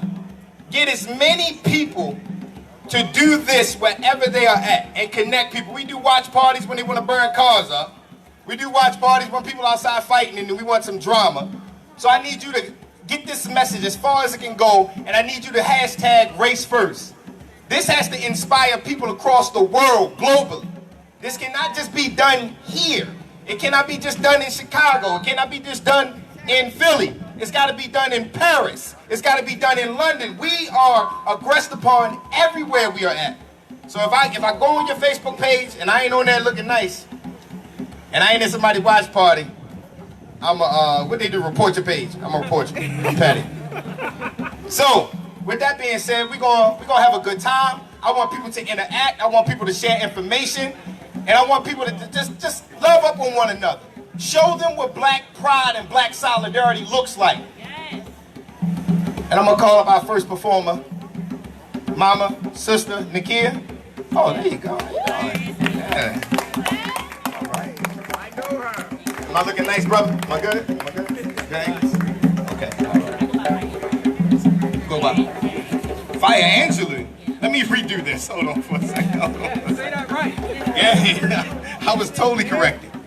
Coming to the stage, an eloquent poet, a speaker, Fire Angelou. Peace, everyone. When I say remember, can you say our resistance? Remember. Our resistance. Remember. Our resistance. Remember. Our resistance. So that's the name of this first poem. It's also known as To the People That Say I Am Not My Ancestors. Why don't you try to get on their level first? Talk about it. I am here with the women that walk with buffalo, sun guns, and warrior drums.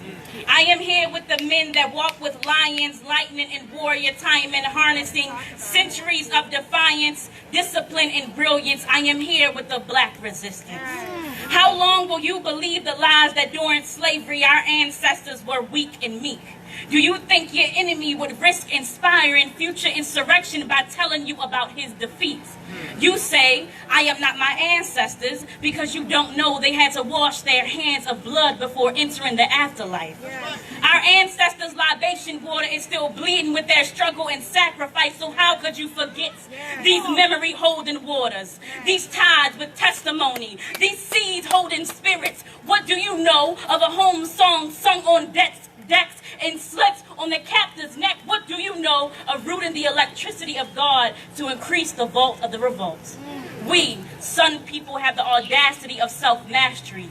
We have a majestic ability to define our destiny. We can determine the future with our living, be African cultured and unforgiving. So instead of dismissing your ancestors, you would admire them and challenge yourself to get to their level. Facts! A people that censor God will never submit to the devil, so this is higher order righteous slaughter. Aggression against oppression, the product of relentless energy and remembering. This is black soul supremacy. See, I brought the Haitian revolutionary Dessalines in my bloodstream, and nothing can stop the rising of these waters, not even a levee. I am a vessel of Denmark Vesey, here to carry forward the legacy. What they told you, huh? What they told you, huh? We left our mamas home. We set simple, that we had aimless chatter, guns unloaded, and empty plans, and don't tolerate the trickery. They want you malleable, unpersistent, and frivolous. They want you to reject your ancestors, then embrace icons from Europe for deliverance. See, we did not always pray for mercy from the unspirited. Been deceived to see damnation as divinity. See, we come from a black flood, a black wave of resistance that saw human development as a crash. Yet you forget the powerful panorama of the past. See, they knew if they wiped memories of lion-hearted martyrs, you'd easily barter off your Asada. So I am the Mauma in Kenya, evicting colonizers with waves of fire. I am Ya Asantewa of Ghana, with storms of nationalist desires. I am the black ruins of the move bombing in Philadelphia, rebuilding from the dust to city. I am the militias of Orishas, guerrillas from the ghettos, and spirit brigades of the formerly enslaved. See, our ancestors, they were wind cutters and storm starters that knew the future was not a rock but of clay. Let's go! I am Queen Nzinga in Angola, resisting the Portuguese for decades on land. I am the Machima of Tanzania, opening up the sky against the Germans and bringing the elements into command. I am Nat Turner with the vision of freedom and weapons in hand. So why would God give you a divine essence and then not allow you to protect it? Tell him, sis. I am the firm courage of a lion with the silk spirit of an elephant. See, our ancestors knew fear was only meant to be felt, never to be submitted to. A people that center God will never submit to the devil. So I am here with waves of imagination in red, black, and green. I am here with the machete-wielding market women carrying resistance by maintaining traditions. I am here with black men building nation through principled action and decisions. Let's go! I am here with the strong legs of courage and merge my spirit with the vision of victory. I am here with the strength of remembering. Let's go!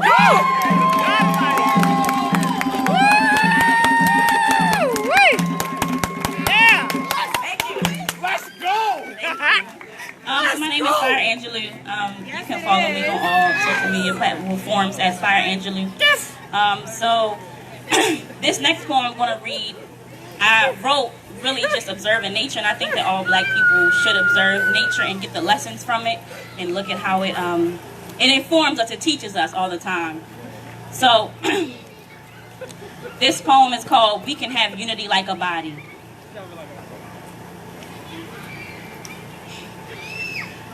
No organ in the body believes that it can work alone. So why do black people think we can solve collective problems on our own? Come on. What? One lung never says, I am an individual, when it knows that being a pair is critical like sound to a syllable.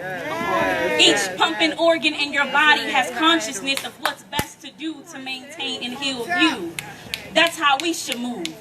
From your spleen to your stomach is concerned with your oneness. The body organs have an internal code, collective work. Let us be like the body that puts its own well-being first. See, we can learn how to act outside by looking at our insides. Every black person is an organ in the body of our unity. We can have unity like a body, organs all aligning. Harmony in the system, victorious, never victims. We can have unity like a body. Invisible codes of connection, respiratory to digestion. Our whole is stronger than the sections. We can have unity like a body. Fusion of information and intuition. Compassionate, healing wisdom. Loving ourselves in every daily decision. See, organs are disciplined. To the highest principles, they are listening. They work efficiently. It's every day. It's not intermittently. See, the body, it doesn't need to make proclamations. It's just been sustaining life from now back to the ancients. See, I'm on black time. And my black time is organized with nature and human activity. So I'm actually like 9,950 sunrises of age. Can't you see how many hours of light that I've absorbed? See, black people is where sunlight is stored. So it's your existence that explains why you matter. Let's go! Between pleading for acceptance or pursuing collective power, I'd rather choose the latter. See, organs, they don't get distracted by luxuries or money. They just know their specialized function and they work together humbly. See, it's the harmony of organs that sustains life. Flows the blood and breath and cycles like morning to night. So what would happen if the heart refused to work with the arteries and just walked? What if the kidneys left the meeting because they just disliked how the blood talks? See? So the body tells us we can't be fragmented and isolate. Don't you see there's a bigger mission than minuscule differences? See, every black person is an organ in the body of our unity. We need you for our life and our immunity, and each institution in our society is an organ in the body of our liberation. Because, in reverse, let's think.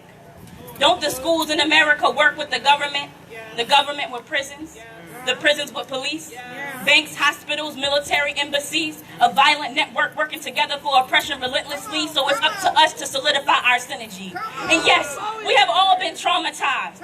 We've all been hurt and brutalized. There's been times a black person has shattered my trust and brought streams of tears to my eyes. But regardless of the pain I've endured, never will I resign. Some of our behavior is just symptomatic of the challenge of the times. It's even more important why it's important for us to strive to treat each other fair and kind in our daily lives. No disrespect, deceit, and lies. Because when you hurt another black person, it's like fracturing a bone and expecting us to walk on. And our race can't afford to be limping in this marathon. Let's go! I'm going to say that again. Because when you hurt another black person, it's like fracturing a bone and expecting us to walk on. Our race can't afford to be limping in this marathon. See, we should have unity like a body. Like the liver is responsible for removing toxins floating in your blood, we re-educate and cleanse ourselves so we remember the pure, powerful blood we come from. See, we got elephants charging in the essence. Let's go! We absorbed and emit light from our past. We are walking fluorescence. We summon sunlight out of our suffering. We are just walking rays of resilience so we can purify all the pain and perfect our pride. Remembering our world contributions like Mali to Shanghai, we can have unity like a body, organs all aligning, harmony in the system, victorious, never victims. We can have unity like a body, invisible codes of connection, respiratory to digestion. The whole is always stronger than the sections. We can have unity like a body, fusion of information and intuition, compassionate healing wisdom, loving ourselves in every daily decision. See, every black person is an organ in the body of our unity, and no organ in the body believes that it can work alone.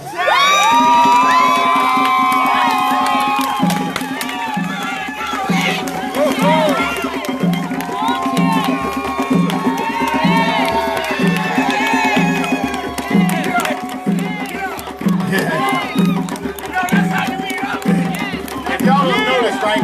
The poet little pocket right here going off, man. You know what I'm saying? This is the poet pocket right here, you know? I need another mic, brother. This one ain't, this thing melted, it's burnt up. I just seen so many ugly faces. You know when something go, you're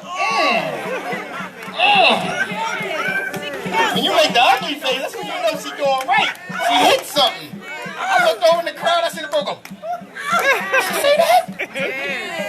Give her, come on, man. It takes a lot of credit to put words together. See, this is what it's about. When the energy speaks to you, the words speak to you, the music speak to you, the speech speak to you, the food speak to you. This is what this is about. Whatever feeling you feel is what we would have when we operate by ourselves. Did you just hear what I said? That's the feeling that you feel right now. Is the feeling we will have when we are to ourselves. They think that when we left to ourselves, we would just obliterate. No, we would live. Things are parasitic and pulling away from us. The Bible said, go talk to an elder in your family. If you do not do that, then you just wasted your time here. You can leave. We cool. Because if you don't go talk to your uncle, your auntie, your grandma, somebody that is the eldest in your family, like the Bible said, then you don't need to be doing anything here because you're not following instructions. Did you hear her poetry? When she said the organs, when they decide to operate independently, then you what? You die. You cease to exist. I don't know. Don't let this stuff just move y'all and y'all feel inflated and then you leave like, I gotta go back to the plantation. I'm gonna deny my blackness. Look, the poet circle is off the chain. I gotta break y'all up, man. I'm sorry. So next, we're gonna have the brother, it's all mixed together, pardon me. Hika, my aunt Kemet. Heka, I know better. Mama Ife would get on me. I know better. The power in the word. Come on, break it to him. All right, peace, family. Don't follow me, man. Where's the sweet spot? Where's the sweet spot? Right here? Okay. Bet, You follow me, you're going to get in trouble. I'm get in trouble. All right. So race first, right? All right. So I'm here to talk to y'all about why it's important to support black businesses, right? So we know anytime there's a cracker kills a black person, there's this heightened sense of we need to support black business, which is beautiful, right? Which is nothing wrong with that. We want to do that. But my thing is, if we're supporting black businesses out of emotion, what happens when there is no emotion involved with supporting a black business, right? Then we go back to status quo, supporting the very people that's actually funding our oppression, right? Does that make sense? So I repeat that. So if there is no emotion involved with supporting a black-owned business, when the emotion is gone, we go right back to supporting the very people and funding the very people that's funding our oppression. So essentially, we're funding our own oppression, excuse me, right? So we all heard the phrase that, you know, black businesses sell out, right? So we could talk about the Shea Moistures, we could talk about the Carol Daughters, we can name all the black-owned companies that have, quote-unquote, sold out. So my thing is, why do you think they sell out? Like, it's almost a rhetorical question, but I have an answer for you. It's because we don't buy in, right? So they sell out because we don't buy in. Now, don't get me wrong.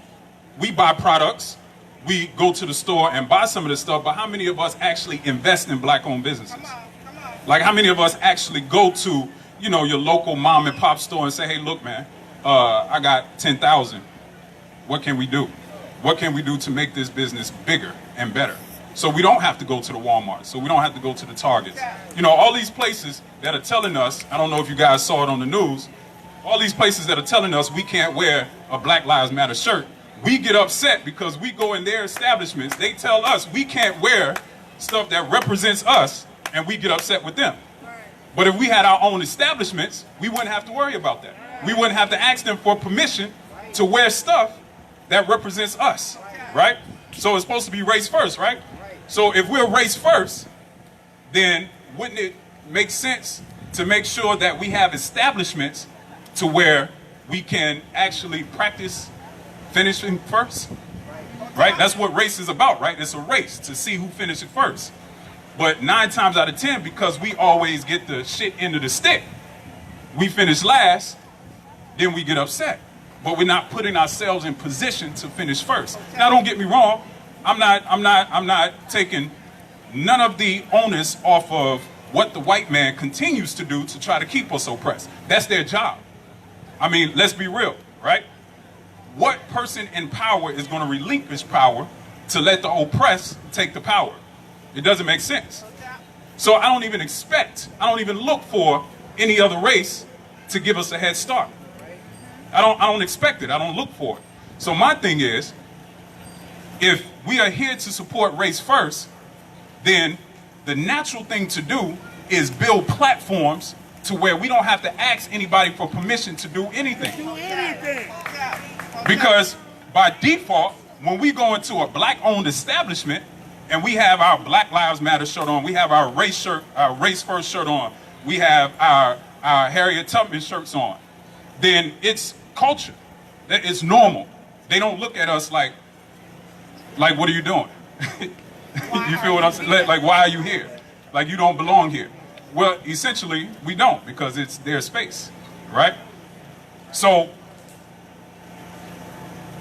I'll put it to you like this.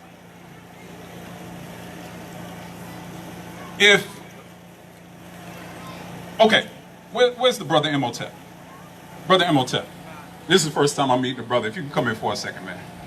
So how many people know, I spoke to this brother on the phone, never met him before. This is actually my first time seeing the brother, but I spoke to the brother on the phone and I told him what my topic was going to be about. And he told me about his vegan restaurant that got closed down because he wasn't getting enough support. Now, I don't want to put the brother on the spot, but I got to put him on the spot because when I spoke to him, I'm like, man, all these black people in Baltimore, I'm from Chicago. I came from Chicago to come to the event, right? So I'm like, man, like all these black people in Baltimore, Baltimore is like one of the highest populated black people in the United States. And I'm like, how does this brother have a business where black people not supporting his business?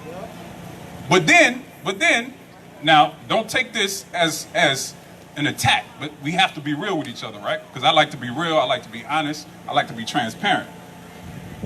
If we're not supporting businesses like his, especially a vegan business that's providing healthy food for our people, when we all know most of our people live in a food desert, right?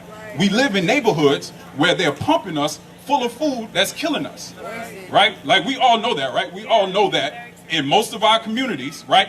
Look, I'm not even from here. I know when you go across the main road over there where the University of Maryland, you know, you got all the white people stuff over there. They got all the, you know, talking about Martin Luther King. Say that again, brother. Martin Luther King Boulevard. Martin Luther King Boulevard. You know, when you cross that, you know, you got all the healthy food stores and stuff like that. But you come on this side, it's a clear difference. You got all the mom and pop stores that's selling us death. Essentially, that's what it is. It's death, right? So when we suffer from things like cancer, diabetes, high blood pressure, hypertension, right? Because we all know, I'm assuming we all know that's the #1 thing that's killing us in the community. As much as they like to talk about black on black crime, which we all know is a farce, it's proximity crime. Right. But we all know, I'm assuming we all know, that the #1 killer in the black community is the food. Live and say that again about black on black crime. Say that again. Yeah, so black on black crime is no such thing, right? You know, it's proximity crime. So if you go in any community, the people that live next to us or live next to you, that's where they feel more comfortable to commit the crime because they know the people around them, so they feel like they can get away with it better, right? They're not going to go, for the most part, they're not going to go outside of a community that they're not comfortable with, that they don't know the surroundings to commit a crime, because in their mind, they're going to get caught fast because they don't know the surroundings, right? So, obviously, we've been put in a box, so that's the box that we stay in and do our dirt, right? That's natural. You go to Chinatown, they commit crimes against each other too.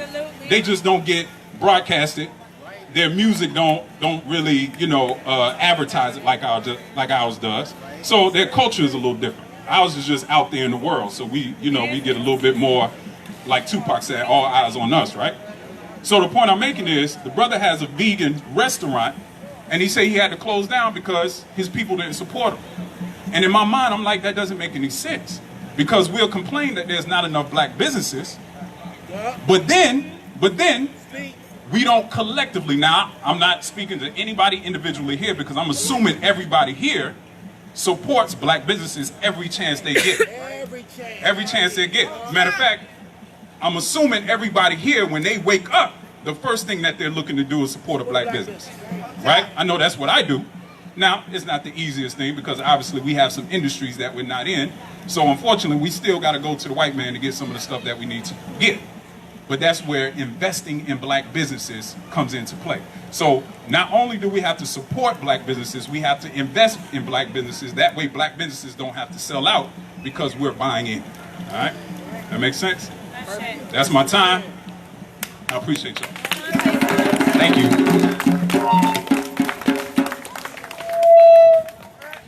I was going to hit that speaker, but I don't know how much that speaker costs, so I ain't going to do it.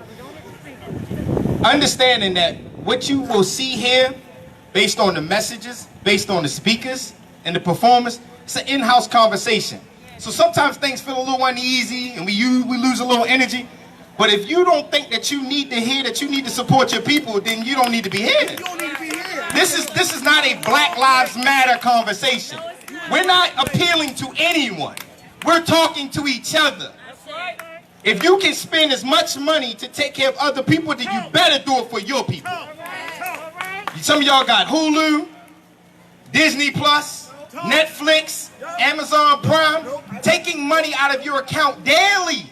And if you don't have it, you want somebody's account. But it's taking it out of you know, that's true. But it's daily happening, but you don't want to have a recurring amount going into a black business, then you're not listening. That don't make sense. Netflix been stealing money from you and you don't watch it every day. I'm just saying, think about it. Then we gotta have an in-house conversation. It's gonna get a little uncomfortable. It's gonna get a little uneasy, but it's necessary. And I know we call Brother Imhotep, but unfortunately, we have to address him as Baba Imhotep. Because when you get the term Baba, and we didn't have a conversation previously, But when you get that terminology, Baba, that's because that's something that you earn. People can check your credibility, check your resume. What have you done for people? Have you involved? So a lot of times you gotta work to get to Baba. You don't get to be Baba because you old. That's right. You get to be Baba because you put in work. And you've been there for people. And they've been mad at you. And they've been happy with you. It goes through ebbing and flows. So just something to think about. You know, so we're gonna address people as, you know, the way we want to do it. And I'm gonna talk to the brother because I didn't get to previously have a conversation, but I wanted to do that for the crowd.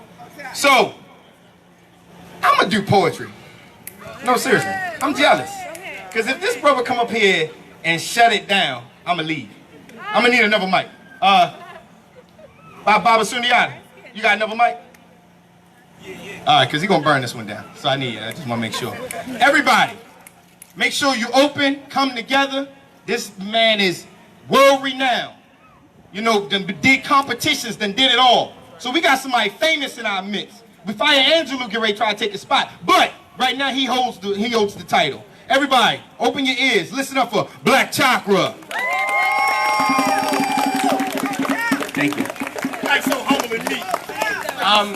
First, I just want to give like praise to Fire Angelou. Yeah. Something a lot.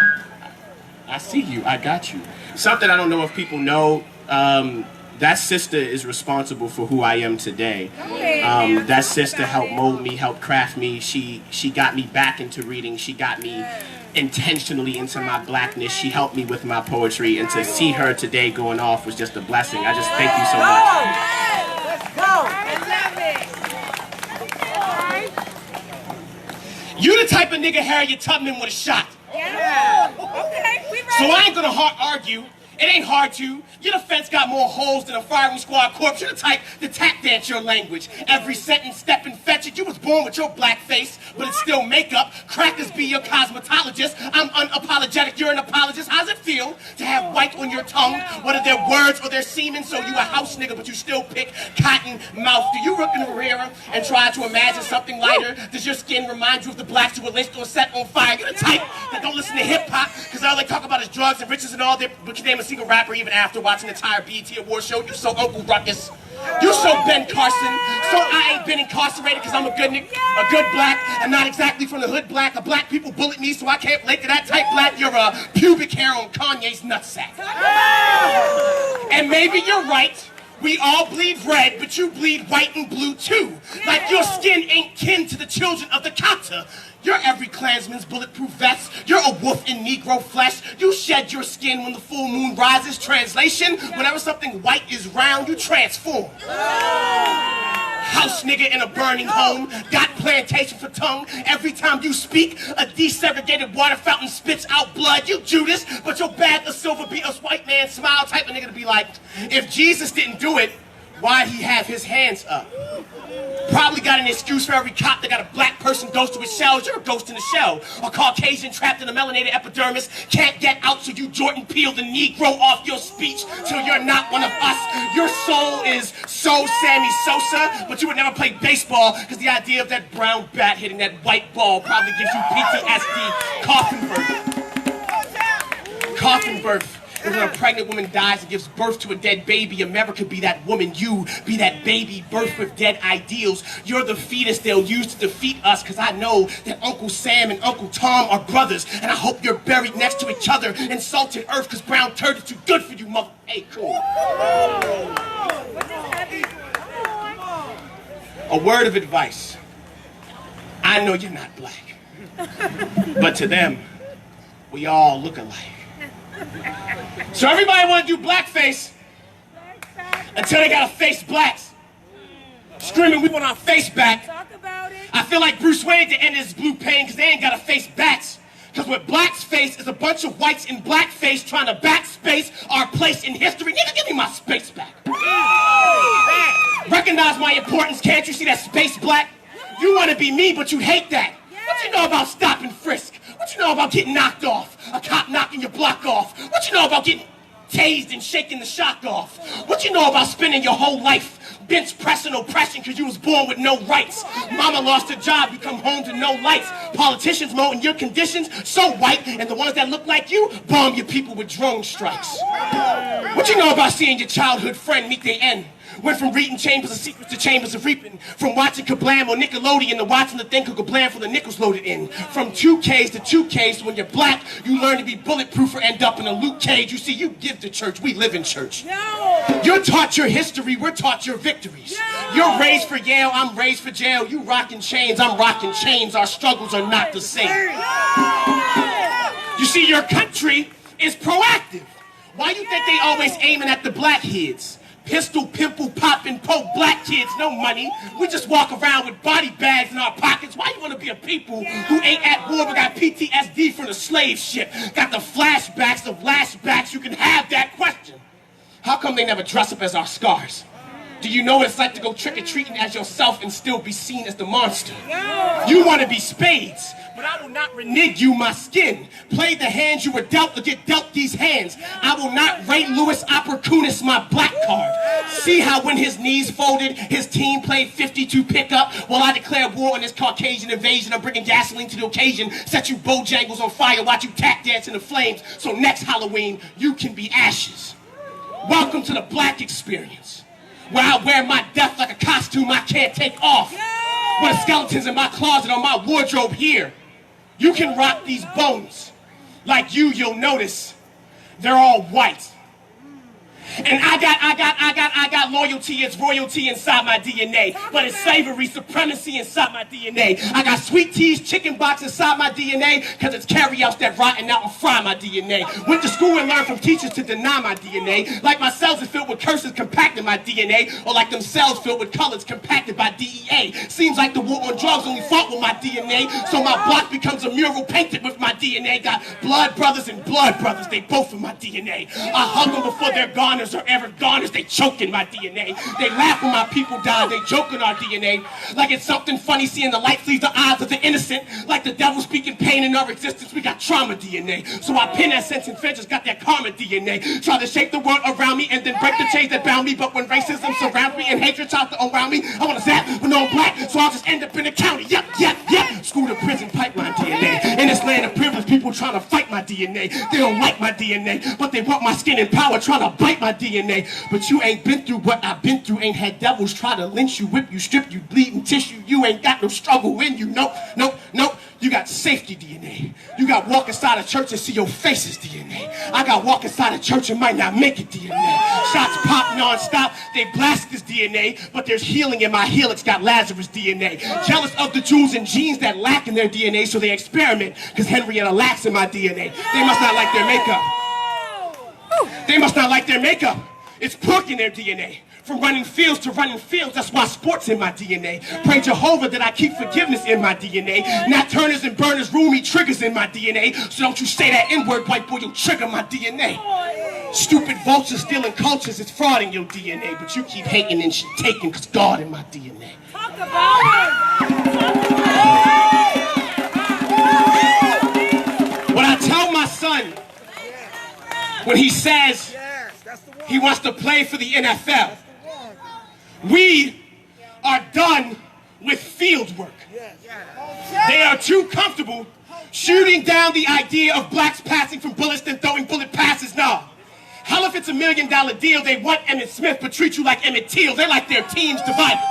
Not even Johnny can unite us. They like their black shackled, tackled, concussed, like you ACL tear, but don't drop to your knees. You can kneel for the play, but play with the flag. They throw a flag on the play. Tell you can't play, but this ain't no game to you. $9 million a year ain't change to you, but that contract is them handing change to you. They're stealers of rights who will forgive a fumble but penalize you for holding on to your blackness. You ever wonder how the country fell in love with the sport where the black men hit each other like Mandingo fighting? The whole thing is a slave ritual. Thought our people found freedom when we ran, but now they got you running back. Got you tossing pigskins like bales of cotton, zigzag, Chuck and John, Bojacks and Bojangles. You looking at this game from the wrong angles. They can never understand your anger when ain't no shotgun as a play and you know it as a threat. When you know boys who step to the police and met their defensive end, they will deny their involvement when your brain is scrambled. Imagine blacks thinking they found heaven, then under a helmet is where you and hell met. But then they'll say, Why you all mad? You all mad. Didn't Super Bowl 2018 teach you the only way you'll beat patriotism is if you're willing to lose to their ego? Why you want to play for them? America ain't no team player. New Orleans ain't seen no Saints during Katrina. In Detroit, they lying to the people. Because you can't get a win when you're the Browns, whether in Cleveland or LA. They'll charge us wherever we touch down. When you realize your blood is royal, bleeding purple, don't ask what you're raving about. You get to speaking like a Panther, you'll see Hawks, and in Oakland, they'll be raiding your house. See the racists rolling coats. So giant, you Tennessee Titans vote for their power. Like your revolution is a cardinal sin. These cowboys were always packers in coffins. And you can't say nothing, no matter how many dead children, Chicago Bears, but because you my son, you too falcon to have your wings clipped. You'll buck when they buccaneer, meaning the lies they'll try to pirate your rights with, you'll fight with. They'll say slavery and genocide you must forget, but always remember when New York got hit with the Jets. Then they'll say you ain't no team player. Tell them the team you play for has red skin because you've been washing tons of blood and it won't come off. My people so fly, we should win an SB off of lynchings alone, no son. If they don't respect your struggle, they don't get your muscle, child. You are black. You don't need their field. You're gonna be running your whole life.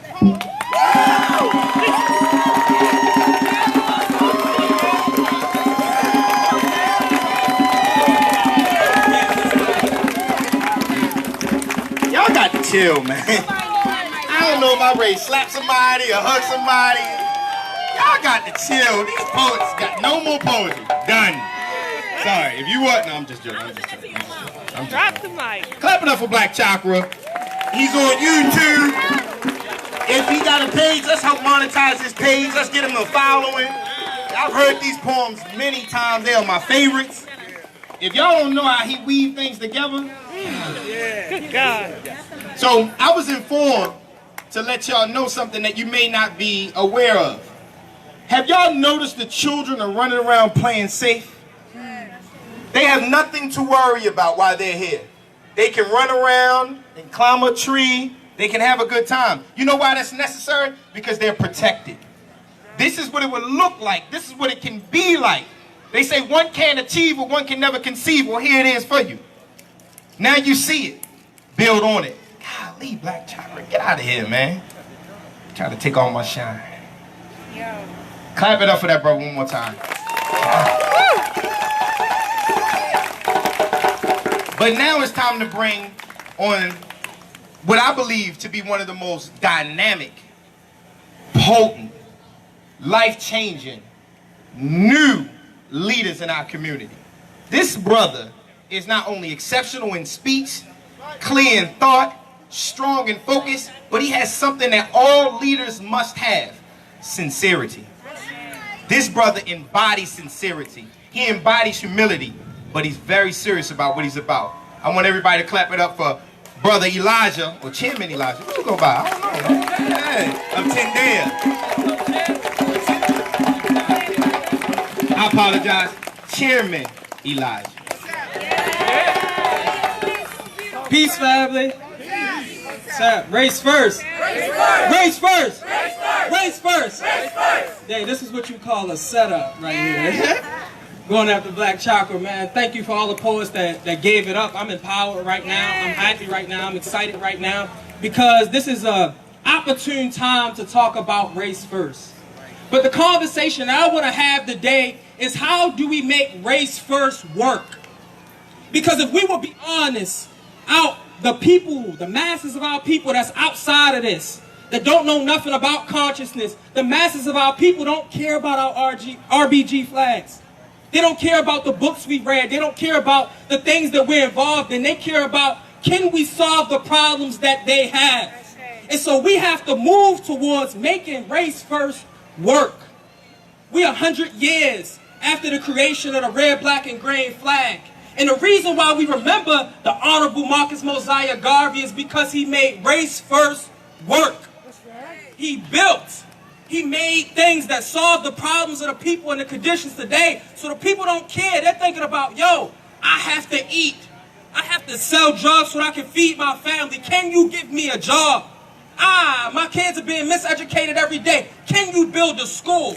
And so we as black people that care about black people that are here, we have to come together and figure out how can we make Race First work?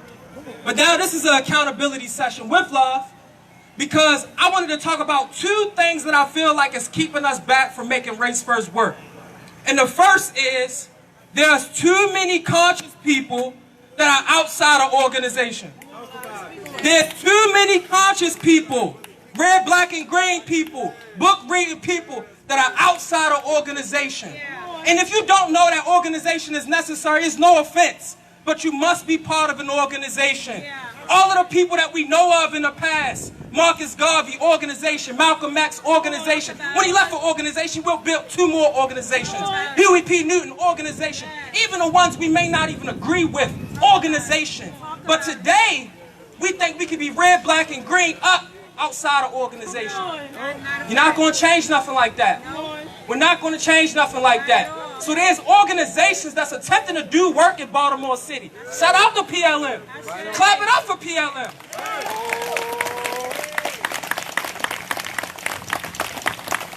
And shout out to 10-Day Family, the organization that I humbly represent. But there are organizations in the city attempting to do work, but they need your support. They need your time, they need your money, they need your energy. Stop attempting to do stuff alone. In 10-Day, we have an oath that we take. We have an oath that we take, and it goes something like this. It starts off like, I realize that alone, I am but one person. I may become successful as one. I may become rich and famous, but my personal success in America will not change the general condition of my people. But together, that's the part that I love, is that it don't matter how talented you are. It don't matter how gifted you are. It don't matter what skills and whatever you got. If you are outside of a nation-building organization, you won't have much impact. And so if you're outside of a nation-building organization, for me, it's only 2 reasons. You're either ignorant, you just don't know that being a part of an organization is important and necessary, or you arrogant. And you think that you could do this by yourself, but you can't. We need people a part of organizations. We need organized bodies doing work to change our community. Is that understood? Is that understood? Yes, sir. And so secondly, what I want to say is that we have to manifest a love for our people and a service, and go out there and serve our people in a way that they haven't been served yet. And so we got the Christian community, we got the Islamic community, we got these different communities that are out there serving our people. So us that's in the nationalist community, we have to serve our people. We have to serve their needs. We have to clean up the streets. We have to do what's necessary to push us forward. Because we must know that in our community, it ain't about us right now. It's about the people coming after us. What would the condition be of the people coming 1,000 years from now? Yeah. And secondly, before I get off, I wanted to hold accountable us that's part of organizations. Yeah. Because us that's part of organizations that do know, that are part and working, the second thing that we're not doing so right is that we're not giving our all to the organizations that we're a part of. Talk about it. We're not giving all our time, our money, our energy, our efforts. We're half-stepping. We're part of organizations because we want to feel comfortable. We're part of organizations because we need brotherhood and sisterhood. We're part of organizations because we love and we working for somebody. That's all subconscious. But if you're a part of an organization, you have to give your all, man. You have to give your all. Because ultimately it's the organization that's going to push our people forward. And so like I said, it's not about us now. It's about who and where we will be 1,000 years from now. And just think about that. 1,000 years from now. It could be walking robots. It could be flying cars. And imagine black people in a futuristic hood. We're in a futuristic projects. Or worse, black people don't even exist the way that we're going. Imagine that. Now imagine 1,000 years from now, because we've put in the work necessary, because we've organized ourselves in the name of Marcus Garvey, in the name of all the people that came before us. We organized ourselves and did work. Imagine that 1,000 years from now, this thing that we call the United States, we own that. Imagine that. And that can be the true and the reality, but we have to do the work necessary to push our people forward. We have to have faith in ourselves. We have to love ourselves. We have to join together, and we have to make this thing happen. Race first. Race first. Race first. Race first. Hey, I love you, family. Thank you.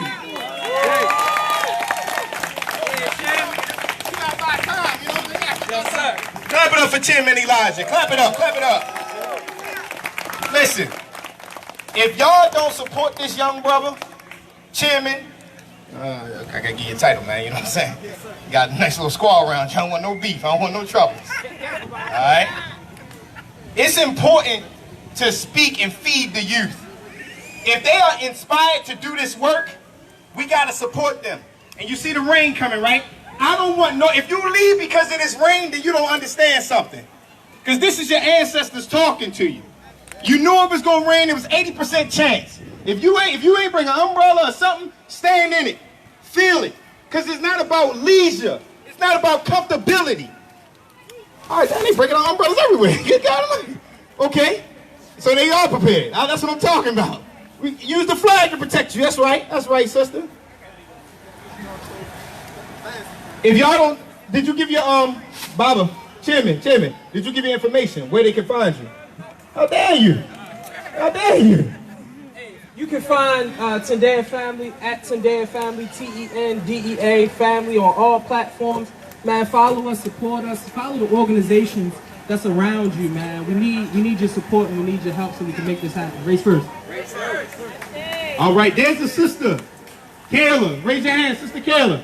She'll be coming around with the iPad to get your email. We got to stay connected. Please give her your email so when she come around, don't feel weird. Give her your email. We will not flood. Yeah, we will flood you. I'm lying. Next to perform. Oh, I was looking for Sister Rhonda Sekmet Ra. She didn't think I was gonna say it right. You know, and I said, I got you. Clap it up. She comes all the way from Wilmington, North Carolina. Came all the way up here. You gotta travel. You can't just find comfortability. You gotta go to people. You ready? Peace, family. It's a pleasure to be here. Shout out to my leaders, Black Awakening Movement members. Thank y'all. They used our bodies for capital and cash. To the north and the south fought for capital and cash. And we shed our bodies to fight for freedom in this nation. And with 1 foot belly out of the plantation, we built businesses in new towns. But you know what happens when that black dollar starts circulating around. They burned our businesses and turned our cities into ash. And now they say that's a thing of the past. As black people work for white people at rates similar to 100 years ago, and struggling is the norm for black people, how do we get back our black dollar, our black power, our black economy? How do we get back to the way things used to be, where gold frequently passed through our hands and riches came easy to the black man, where we had our own and protect our own? I'm trying to reclaim the power we have seemed to forsake, invest and protect, rebuild and remake, and follow the blueprint like Claude taught us. Powernomics. Isn't it ironic? You give your money to your slave master. He used to make you work for free. Now you give your money willingly to the same people that own private prisons that act as new plantations. The same people that own corrupted politicians and corrupted politics of the nation. The same people that put money up to see that Zimmerman walks free, but that Tyrone gets life and works in prison for free. The same people that you give your money to without question. You think that your money is a blessing, but if you use it to fund those who control oppression, you will never know freedom, only transgression against your people who need you. Black people are the only ones who could free you, but instead of funding them, you run to that white store to buy that corporation's latest product. You must have forgot that you were and still are their product. We give money to people who wouldn't mind seeing us dead. What's wrong with our head? Did we lose it somewhere in commercials, capitalism, and commerce? Did we forget the worst? Or are we blind? I pray that there's still time to show appreciation and reverse the depreciation of the black dollar. Black people, it's time to rule again. Withdraw from their system. Take your green dollar and make it black and watch it come back to you tenfold, kind of like we used to do with gold. Watch the black market crash watch the black dollar crash the black market until they have no choice but to the black market. Not behind internet screens and secret codes, but the one where we sell instead of being sold, where we buy instead of being bought, where we support our own no matter the cost, where we circulate our dollar until we see freedom and the return of our kingdoms. This starts stone by stone. Matter of fact, this starts at home. Create a revolution with your spending. This is only the beginning. Black people, we can no longer barter. It's time to recognize and bring back the black dollar.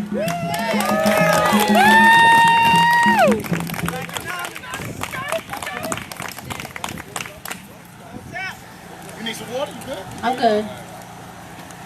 I killed a KKK man yesterday.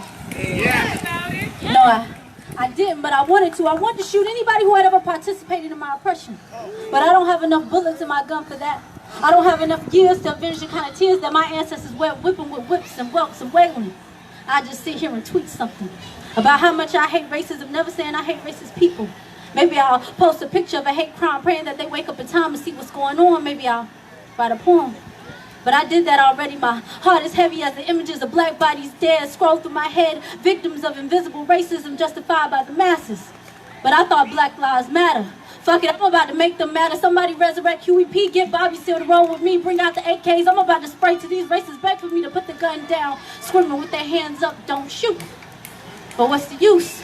I mean, what am I fighting for? To start a war that ends in nuclear bombs and more black lives lost? Have we not lost enough? I mean, this shit is rough.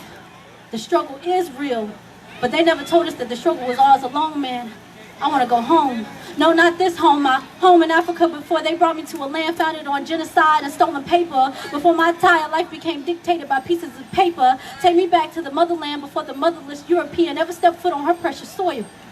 And if you have to, take me all the way back to ancient times. I want to sit in front of a pyramid and drink tea with the gods instead of sitting in a corrupted nation so far away from God. Oh God, dare I ask why? This kind of suffering makes no sense. I just want my senses back, a sense of pride, a sense of freedom for me and all my people. When did the content of my melanin ever write my fate? They made my beautiful brown skin something to hate so much that bullet holes through my skin don't mean the same things as bullet holes through white skin. This is what we're in. It's more than that KKK man calling you a nigga. It's more than that white supremacist pulling the trigger. It's the entire fabric of a nation that was founded on racism and continues to maintain it, refused to destroy it because there were nothing but gains from it for those with white skin and anybody else who chooses to participate in racism.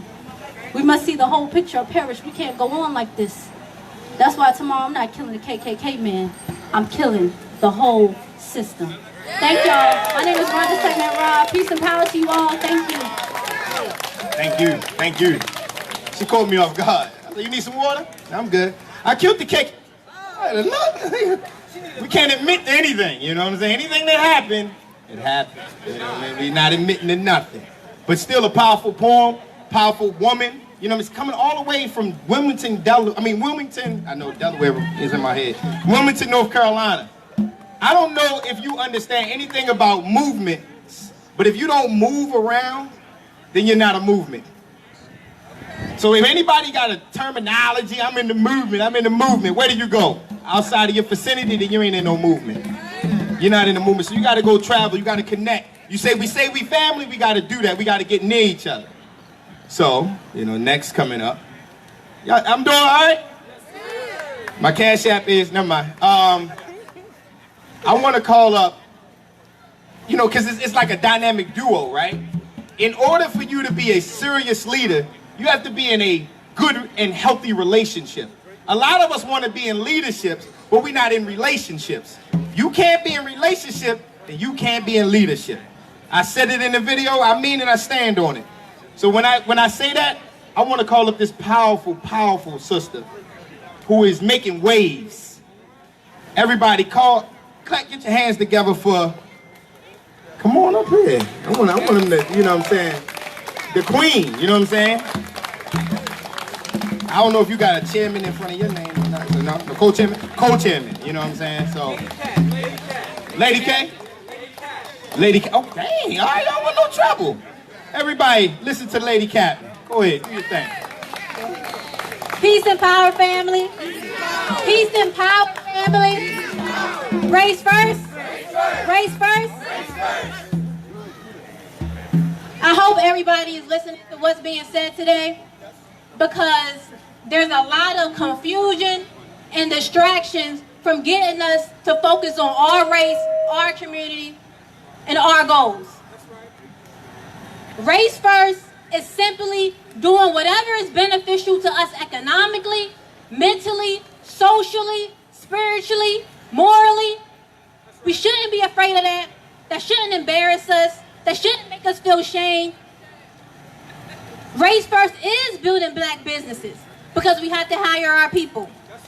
Race first is building schools because we have to teach our children who we are and what their responsibilities are to their community. Race first is building all the institutions to give us freedom from this country. But since this is an accountability moment, this is an in-house moment, I want to be really clear. None of those things are more important than the unity of black men and black women. None of those things are more important than how you relate to a black man and a black woman. How a husband relates to his wife, how a girlfriend relates to his boyfriend, how a sister relates to another sister, how the community relates to each other. None of those things are important. We can't say we race first if most of our households are ran by single mothers. That's right. We can't say we race first if we're recklessly having sex and using abortion and birth control pills to cover up our mistakes. We can't say we race first if we're drugging ourselves and using alcohol to avoid our responsibilities. Let's go. We cannot say we race first if so many of our women are being molested, are being raped, are being touched. Where is the protection? Where is the protection? We can't say we race first if we're in and out of relationships trying to find the conscious Nicki Minaj or the revolutionary millionaire. It's not happening. Right now, there's too much division between us as black men and black women. We're harming each other, we're disrespecting one another, we're traumatizing each other, we're embarrassing each other. We have to begin to do the work of healing ourselves and bring the behaviors that's beneficial to our group today immediately. We have to solve this immediately. It's getting bad. It's getting bad. We're using words like misogyny, the patriarchy, toxic masculinity. It's embarrassing. It's embarrassing. We don't unite. None of the goals that we have are going to be manifested. We have to be on one accord. We have to be on one accord. And nobody is above accountability. No, the black man and the black woman. Nobody is above accountability. We all have to get right. That's right. So it doesn't matter how many books you read, how many money you have, how much green juice you drink, how many dashikis you wear, how many crystals you wear, you're going to be held accountable. And if you're not in the business of making black families, bringing to fruition healthy black relationships, and relating to us appropriately, then you're going to be missing the mark. You're going to be missing the mark. We have a role and a responsibility to each other that has to be carried out. There is no masculinity no more. There is no femininity no more. The lines are blurred. We got to bring it back. It got to be some clear lines of how to be a man and how to be a woman. It's distinct differences. Our men have to provide and protect the women and the children and the community. The women have to bring peace, balance, and order to not just the community, but the home as well. There's too much dysfunction. I don't know what's going on in the creative order of the world, but we starting to feel like freedom is chaos. We starting to feel like freedom is chaos. You can't do what you want to do, when you want to do it, how you want to do it. Everything has an order. Everything has an order that we have to abide by, that we have to obey, just like in nature. So I stop closing because I love y'all. I love y'all. I am your sister, and I'm letting you know that I am going to carry the weight. I'm going to carry the responsibility because I know I have a responsibility to you. But you also have a responsibility to me as well. We all have a responsibility in the work of bringing purpose in your life, of bringing meaning in your life, of bringing substance in your life, is picking up responsibility. We need responsibility. We need initiative. Because there's too many of us playing the game, trying to figure out how to be happy and peaceful, and you know how we be. Life is not just about happiness. Life is not just about fun. Life is not just about games. Life is not just about living for the moment so you can kick your feet up and go to the couch and watch your favorite movie. That's not what life is about. The real struggle that we have to engage in, that's where the meaning lies. That's where the purpose lies. And once we do that, all the mental illnesses that we want to talk about will be eradicated. That's right. Because like the Bible said, we depressed, we have anxiety issues, like we want to say. All that is because we disunified. Yeah. Once we come together, we can be a better people. Peace and power, family. Thank you. Lady Captain Tyson, everybody clap it up for her. She spoke as a captain, you know what I mean? She gave some marching orders. We gotta be okay with being a little uncomfortable. Gotta step on some toes. Gotta do what's necessary for us to get right. I mean, this is good. You know what I'm saying? Hey, man, thank you, man. Thank you. I like it, man. I like it, man. All right. Golly, man. There's so many powerful speakers. It's just gonna keep rolling and rolling. I've been around this barber for quite some time. Me and this barber done toured together. As a matter of fact, a little story. Me and the barber had, you know, a slight disagreement, and he was getting ready to exit a home. And I stepped in front of him. I said, "No, man, we gotta work this out. We brothers. We gotta figure this thing out." He said, "Get off my way. I'm from Harlem." You know what I'm saying? Get out of my way. I'm from Baltimore. I don't know what that means. You know what I'm saying? We worked it out, and this barber continues to grow. And I'm using that word intentionally. This barber continues to grow. He continues to inspire. He is the reason why a lot of people are fit and in shape. Y'all act like y'all want to, you know, do something revolutionary, but if he take you to run around this block and you gassed out, you ain't gonna help no type of revolution. I'm gonna have to run with him eventually, you know. So with that being said, I want to call up Baba Issa of Bro. Let's grow. Let's grow. I'm from Harlem. Give thanks, Baba. Shout out to PLM. Shout out to Tendea family. Shout out to all the organizations that's out here. If we don't know you, that means you haven't been around. I don't care if you got on a red, black, and green hat. I don't care if you got it tattered on your face. If you're not around, people don't know you. Okay, and a lot of us don't come around because we're afraid of letting people see us vulnerable. Okay, and the reality is, as a race, we're vulnerable right now. Okay, once you step out of your comfort zone, you're going to see everybody from every other race disrespect you. And then you're going to sit there and wonder, like, damn, why are they disrespecting me? Don't they know who I am? It's not about who you are. It's about who we are. It's about who we are. So I'm here representing the Black Running Organization. Okay, I don't really have much to say. If you are running, if you're in shape, then you need to come run with us. It's not a sell. It's a mandate.